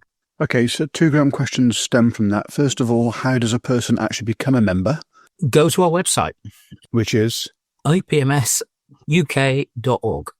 Okay, and the other part is if there's a trader who hasn't been to SMW before and hasn't actually ordering a table, etc., how does he go around actually booking a table? Again, go to our website, IPMSuk.org, and follow the links in there, and you will find that there is a Scale Model World page in there on which the exhibition details are there, the booking forms and so on are visible. You can see what you might be paying and those kind of things. I'll navigate from that and contact our Scale Model World manager, who is Rich Middleton, who's been doing it now for 3 years, so he's building his expertise on the show. And he will be more than happy to answer any questions anybody's got. So I'll contact any. My email address is on there as well.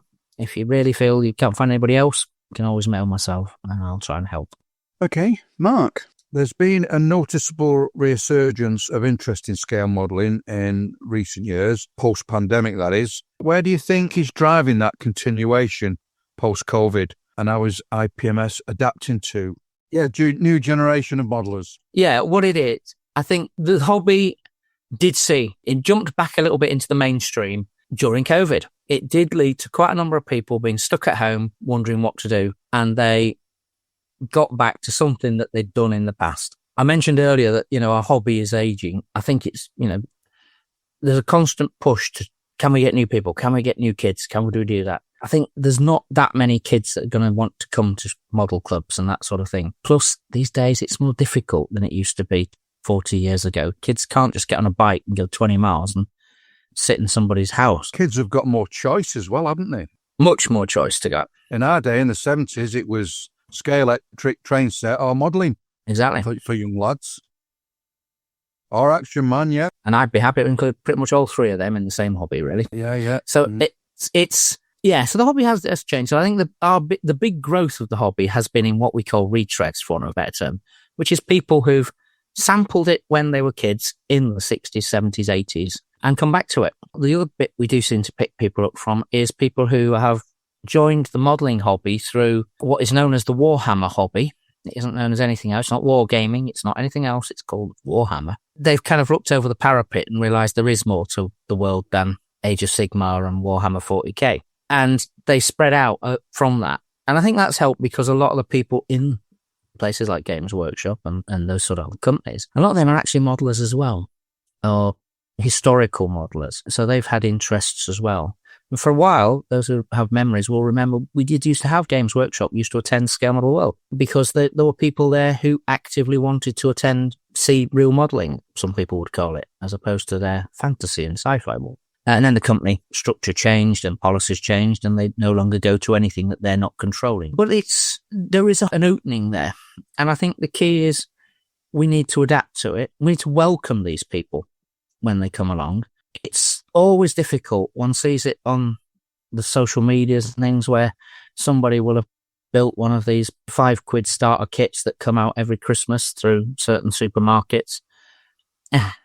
Side of it, it's not a lot of these kits aren't spends or pocket money prices anymore. Some aren't, but there is still way into it that's not that expensive. I mean, the starter range kits are pretty low cost and so on. I think as a hobby, we need to think that the fact we used to be able to buy an Airfix Series 1 kit for the 2 shillings in the 70s, and now it's £6. When I was a kid, I got 2 shillings as my pocket money, and I wouldn't mind betting that a modern teenager probably gets a £5 or a tenner as pocket money. The world has moved, but I still think, if you do spend £30 on what I would call a pretty median kit these days, you're going to get quite a few evenings out of that. In my case, probably years out of it, certainly before it gets finished. In terms of pounds per hour, if you like, it's still pretty low cost. It can be done in your own room, at your own time, at your own speed, and to your own standards. And I think the biggie for me is whenever I see a model, whether it's online or at a show or in a club meeting, every model was built to the best of that guy's ability at that time. So let's not shoot them down. It's all about having a little bit of, I don't know what the right word is, but a little bit of human feeling, and just support each other, and you'll help them get better. If you say, yeah, what a great term. I'm having that. Sold to that man. I'm having that. So yeah, it's about encouraging people and making sure there's a home for them and that they feel that they can contribute. No branch, club or SIG that I'm involved in would ever put on a display and grade models and say that isn't going on because it's not good enough. They might do that and say it's not the theme we need this, we're doing a theme, it's the wrong subject, but never that it's not good enough. It's as good as it chooses to be at the time. And my own models are not great. I have never won a competition in my life except once when I entered a competition and nobody else did. I'd have kept that quiet. You didn't come second, did you, Paul? By default, I won that class at a show. And my modelling is at the best average. But I still put models on tables for SIGs, for branches, in other displays. And you get the enjoyment out of the build. Absolutely right. It's me who's built it. And I'm if I'm satisfied with it, that's the end of the story. Nobody should be judging. If you go into a competition world, different game, but that's a different mindset. But now I think that's really important that people can feel welcome, whatever they're doing. Without fear or favour. Exactly. And I think also, you're asking about how we're trying to adapt to the world. In the 90s, we had no internet, we had no emails, we had no electronic contacts. We are attempting to move with the world. We're not the fastest movers in these worlds. We don't, as a group, the committee are very busy running what we do now. So we do find it sometimes a bit hard to adapt and move forward in some of these areas. But something we've done in the last 12 months, 6 months even probably, is we now have a YouTube channel, which our new publicity officer, Mark, joined the committee shade over a year ago now. He said, I want to try that.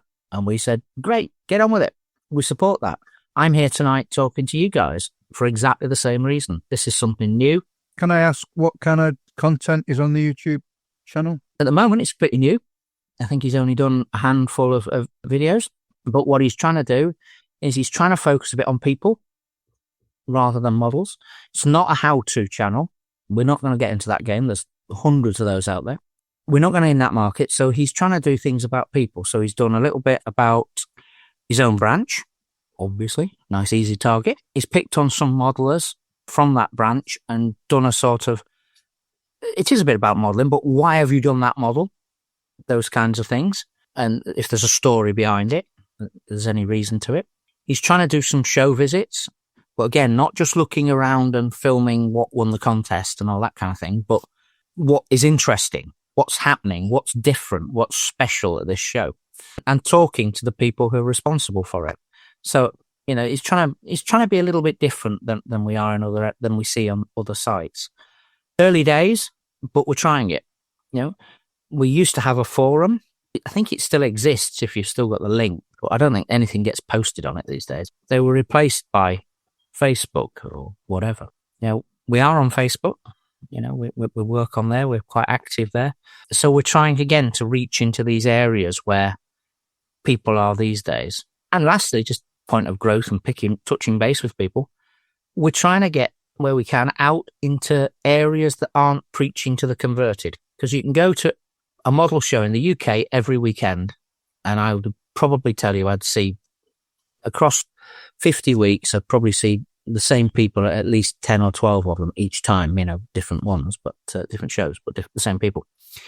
So something we found to be quite interesting, which we've developed in the last 12 months through fortuity, I guess, it just came up accidentally, is there's a little group of us have been asked to put on displays at flying displays at Duxford. So when they have a flying display on, or a flying day, one of their small flying displays, they basically ask a handful of us, about 4 or 5 of us, it's the VE Day show or the D-Day show. Can you put a display on? Between us, we can find models that cover the theme, vehicles, planes, tanks, whatever. They give us a couple of tables in a hangar somewhere. Seem to have stabilised in the American Air Museum there now. We're seen and we're there for the public to walk past. Yes, members turn up and chat to us, but a heck of a lot of the people we speak to are not members of any modelling society, club or group. Frankly, several of them have gone away and sounded like really good prospects that they are going to rock up in a model branch somewhere around the country. It's that thing of trying to get into areas which aren't natural ground for modelers. Because there's a lot of people out there who perhaps are, as somebody mentioned earlier, that little bit of courage to go across the boundary and contact a club or go along and meet with people. We're not great at that in the UK. I know we're talking to the whole world here, but certainly in the UK, people are pretty reticent about that. Make it as easy as you can for them. If someone's interested, find out why they're interested and make sure you grow that interest. It won't be for everybody, inevitably. We've got 200 branches in the UK. They're all different. But we've got to make them welcoming so that people feel happy to come through the door. Because once we've got, they come aboard, they show an interest, we've got to repay that interest by giving back to them and trying to help encourage them to take the next step. Okay, Tim. What I want to ask you is that when I buy my membership, when I renew my membership, I should say, I get into Telford, they're very reasonable price. And I've come across people who say, I only use it here. Beyond shows and competitions, what are some of the lesser known initiatives or benefits that IPMS UK offers to its members? We've touched on the biggest single one on pretty much every conversation we've had on this pod. It's the feeling that you're part of something. However that may be, you feel you're part of something. So that's undoubtedly there. But of course, you only get that once you've joined and you've crossed the boundary and you're part of it. Financially, if you're of that ilk, then the biggest single financial benefit you get from your membership is, you're absolutely right there, and it's the free access to Scale Model World, which is that really good price you mentioned. 0, free, no charge, because it's part of your subscription. You're Don't forget, some shops offer you 10% off if you're an IPMS member. I was going to mention that too. And our local shop we talked about. Yeah, you can. Well, you're going to make sure you get it on Sunday there, Brownie, because oh, yes. Halifax Modelers World is very good. I mean, Dave will basically do, I'm not going to say it's 10% off everything, but it's pretty much that. other shops are available? Some traders at shows do it, some do it on the internet. There are various financial incentives like that. And in fact, if you didn't even go to a show, just by buying your kits and your books and so forth from the people who offer these kind of rates, you would get a few pounds back and you would easily cover your membership. Another one, quite an invisible one, we need to actually mention again because it's our friends at Key Publishing, who are one of our media partners. IPMS members get a discount off subscriptions to their magazines. So if you were to subscribe to 3 of their magazines, you just got 15 quid back probably. There's stuff there. We publish it every month in the magazine, so there is certainly financial things there for you. We've talked quite a lot about branches, so I'll leave them as said for now. We have touched on special interest groups. Yeah, everybody who's a member can join and contribute to special interest groups, which are specialist-themed branches. I mentioned the Harrier one particularly, not because I'm a member of it, although I am, but it's well known as a reference source.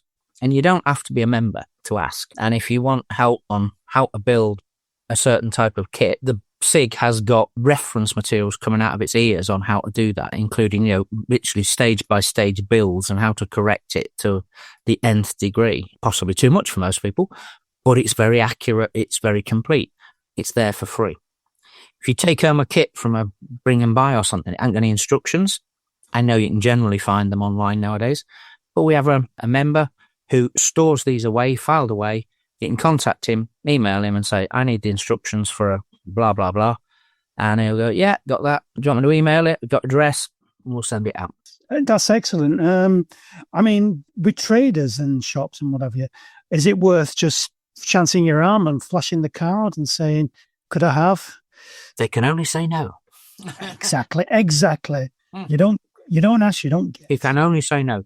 I got a discount at a show on Sunday off a trader who I genuinely did not know did IPMS discount. And he... Go on then, spill the beans. Matador Models. Oh, Matador. Matador Models, producers of very fine 176 military vehicles, mainly. And I guess that I wouldn't have even asked, frankly, but he gave it me because he knows who I am. Now, that's not trying to say I'm big me. He would have given it, he said, to anybody who's an IPMS member. And it was, I think it was £4 or something like that, which is worth having, particularly nice little resin vehicle that I like because I like a certain type of truck made in Sandbach, where I lived originally. So it's, there's that kind of thing. So just to move to something else, we touched on instruction sheet.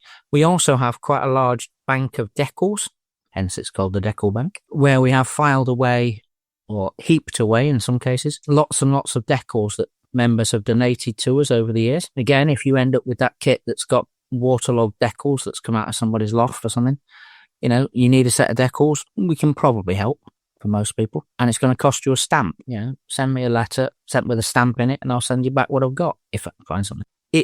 We try to help people make their kits as best we can, and these are physical things we can do to help. That's great peace of mind about the instructions and the decals, because not everybody has the wherewithal to send off to Hammond's, other places are available. There's something rather disheartening about going through kit swapping and getting it home and opening it and the decals and the instructions are missing.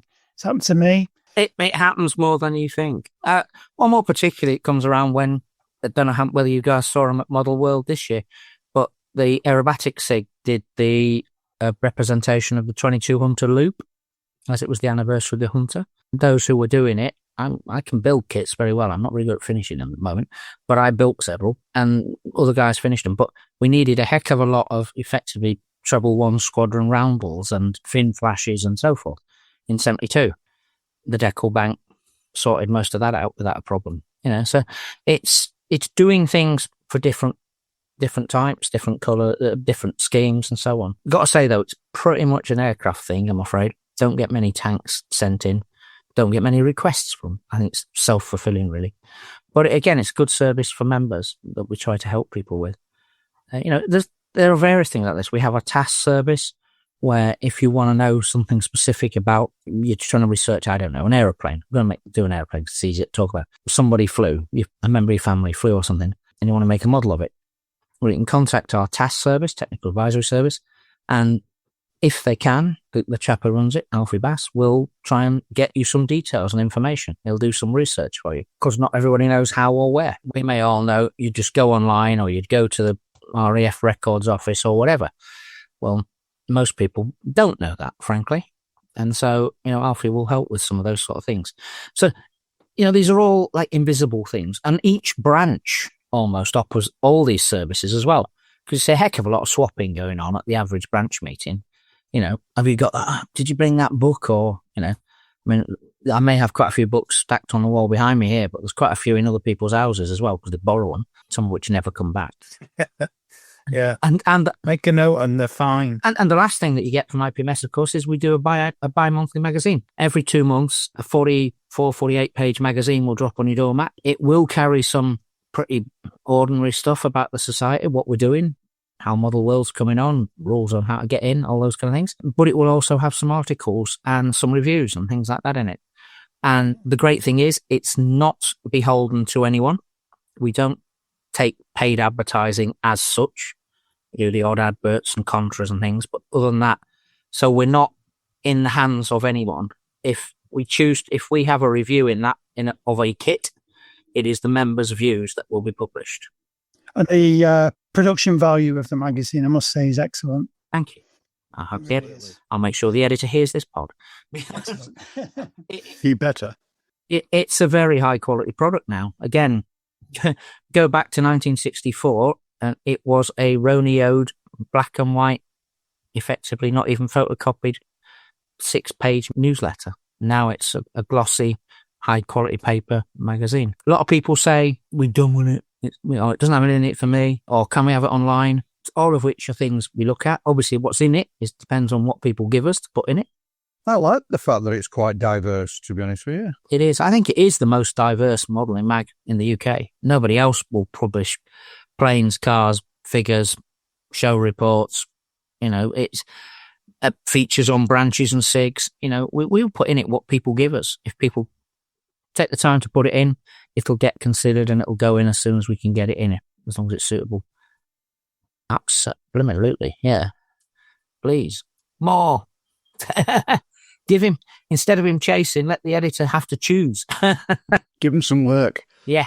No, it's like any magazine. It hangs and files on what people submit. And at any one time, there is not a lot of stuff in the cupboard, generally. There is some, but not a lot. It is whatever people do. We even pay a small amount for people who contribute, just to cover the cost of the slides and the photography. That's how old it is that we introduced the price of the paper. Again, that has given a lot of modelers who now write for what I call newsstand magazines, broke their teeth writing for IPMS mag. We act as a bit of an academy. Okay, Paul. Well, thank you very much for your time. Just going through a couple of the points that you raised earlier, you were talking about innovation and changes and the way that the society is actually moving forward. I believe there's a little bit of news that you've got to partake as well. Is indeed, yeah. I thought I'd trail what was coming to what we're going to say to the end. And it's not news to any of you guys on the pod, but we've been chatting to you guys since you first came up with this idea. And what we're going to do from both sides is to use this as the official podcast of IPMS. And this is not us attempting to take it over by any chance, because it's you guys' project. It's you guys' love child, really, in that respect. So we want you to grow it how you see fit. What we welcome and what we appreciate is the welcome you've given to us and said, can we work with you to help to put a bit of what we're doing on our side into it? So how that will develop over time, only time will tell. But I know Mark, our publicity officer, is keen to get on board with this. He's the guy who's already set up the YouTube channel. As he says, he's not going to be doing a podcast as well, just too many different things. But we'll see him probably popping up on this soon. Certainly, I was chatting at the weekend to Paul, and we're very happy to come along in October and do some updates on Model World and how that's going to work this year. As I say, not trying to take it over or use it just for advertising purposes or anything like that, but just to give people a flavour of what we're doing and how we're doing it, so that can grow on that. So we do see it as being a partnership. We don't see it as either side dominating the other. So we're thankful to be a guest today, because we think you're another piece that will help us to hit that digital readership that the society currently isn't really attacking, isn't really getting to. So, as I say, again, can only say regularly here, we really appreciate the offer, and we want to see how this can evolve between the two sides and see what we can do together. Additionally, something else that Paul and I have discussed is us having a table at SMW so we can actually have a focal point so people can actually come along, talk to us, because obviously use it as a base of operations, but also we shall be roving around in our orange gear compared to Mr. Regan's yellow gear with microphone in hand and getting people's reactions to the event, not just traders, but also those of you listening to the pod to see what you think of the show. Well, one gear, you'll have to get a split T-shirt, one blue and one orange. I'll just wear both at the same time, depending who I talk to. It's not an awakening.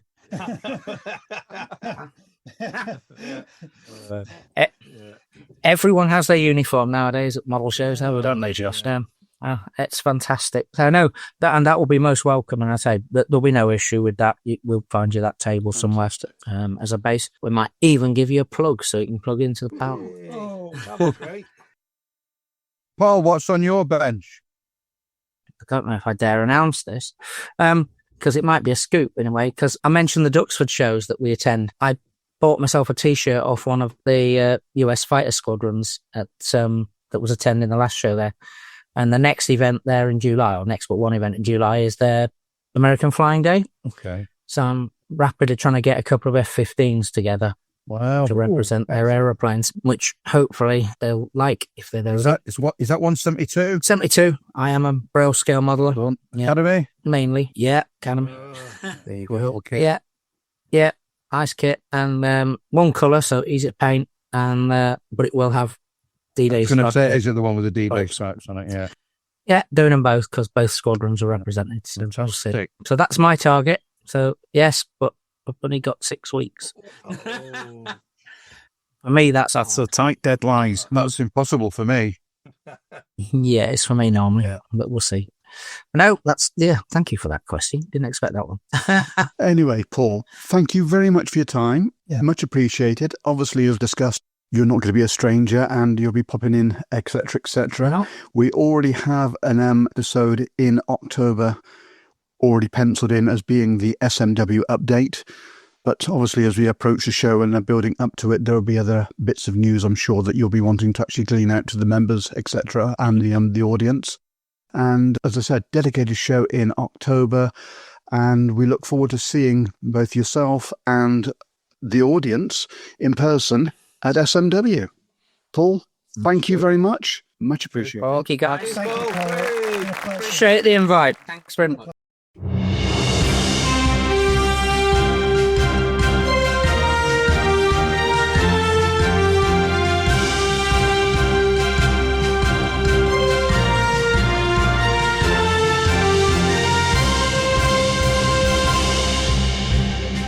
News hot off the press. Qatari models are introducing an all-new limited edition numbered series, the Photo Reconnaissance Spitfire Collection.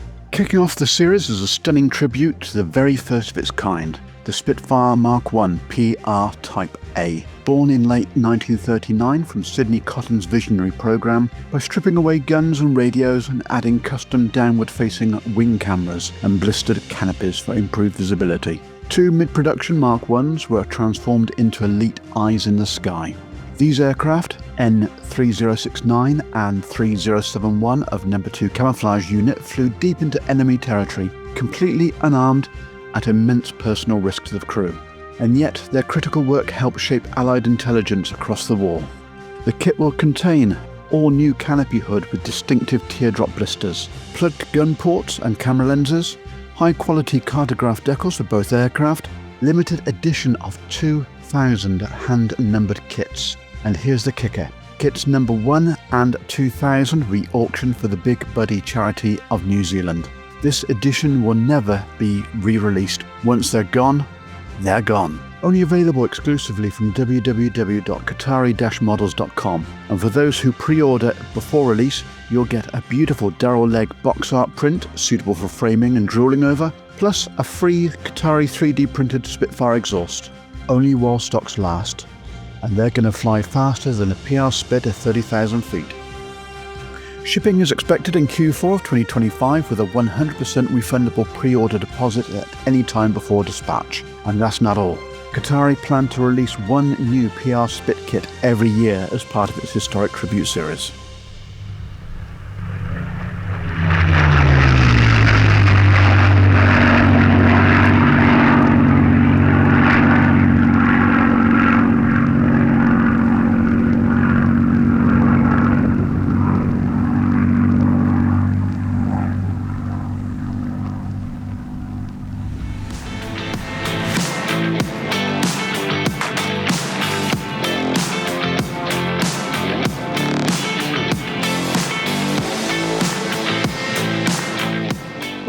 that's your lot for this episode of Beyond the Box Art. Thank you for sticking with us all the way to the end, and whether you're at the bench, in the booth, or just sneakily listening at work instead of, actually working, we won't tell if you don't. Huge thanks go again to our guest Paul Regan this episode, and speaking of guests, next time we're pulling up a chair for something a little different. Luke Flynn from the Mac Models YouTube channel will be joining us for an in-depth chat, where we'll be digging into the history of the channel, difficulties in modelling be under the spotlight, and all the behind-the-scenes juicy bits. So, from the team, Wongy. Thanks everyone for listening, and remember, 60 parts or less. Mark. Bye, y'all. See ya. Boulders. See you next time, folks. Tim. Thanks for listening, folks. We'll speak to you again in 14 days or fewer. And for the... He had to, didn't he? Yeah. He had to get it in there. And from myself, till the next time, this has been Beyond the Box Art, where sprue dreams really do come true. Bye-bye.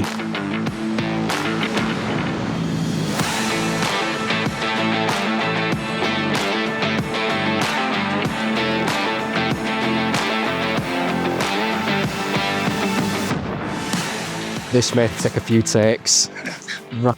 I don't even know how to pronounce that. Is it Raketen Jagdpanzer? Raketen Jagdpanzer. Raketen Jagdpanzer Jaguar 2. Right, I'll start that again. Yeah, like that. 3, 2, 1. Impenetrable frontal armour. Unless I start that again. Easy for you to say. There's a few words I can never get right. Right, I'm going from the 3, 2, 1.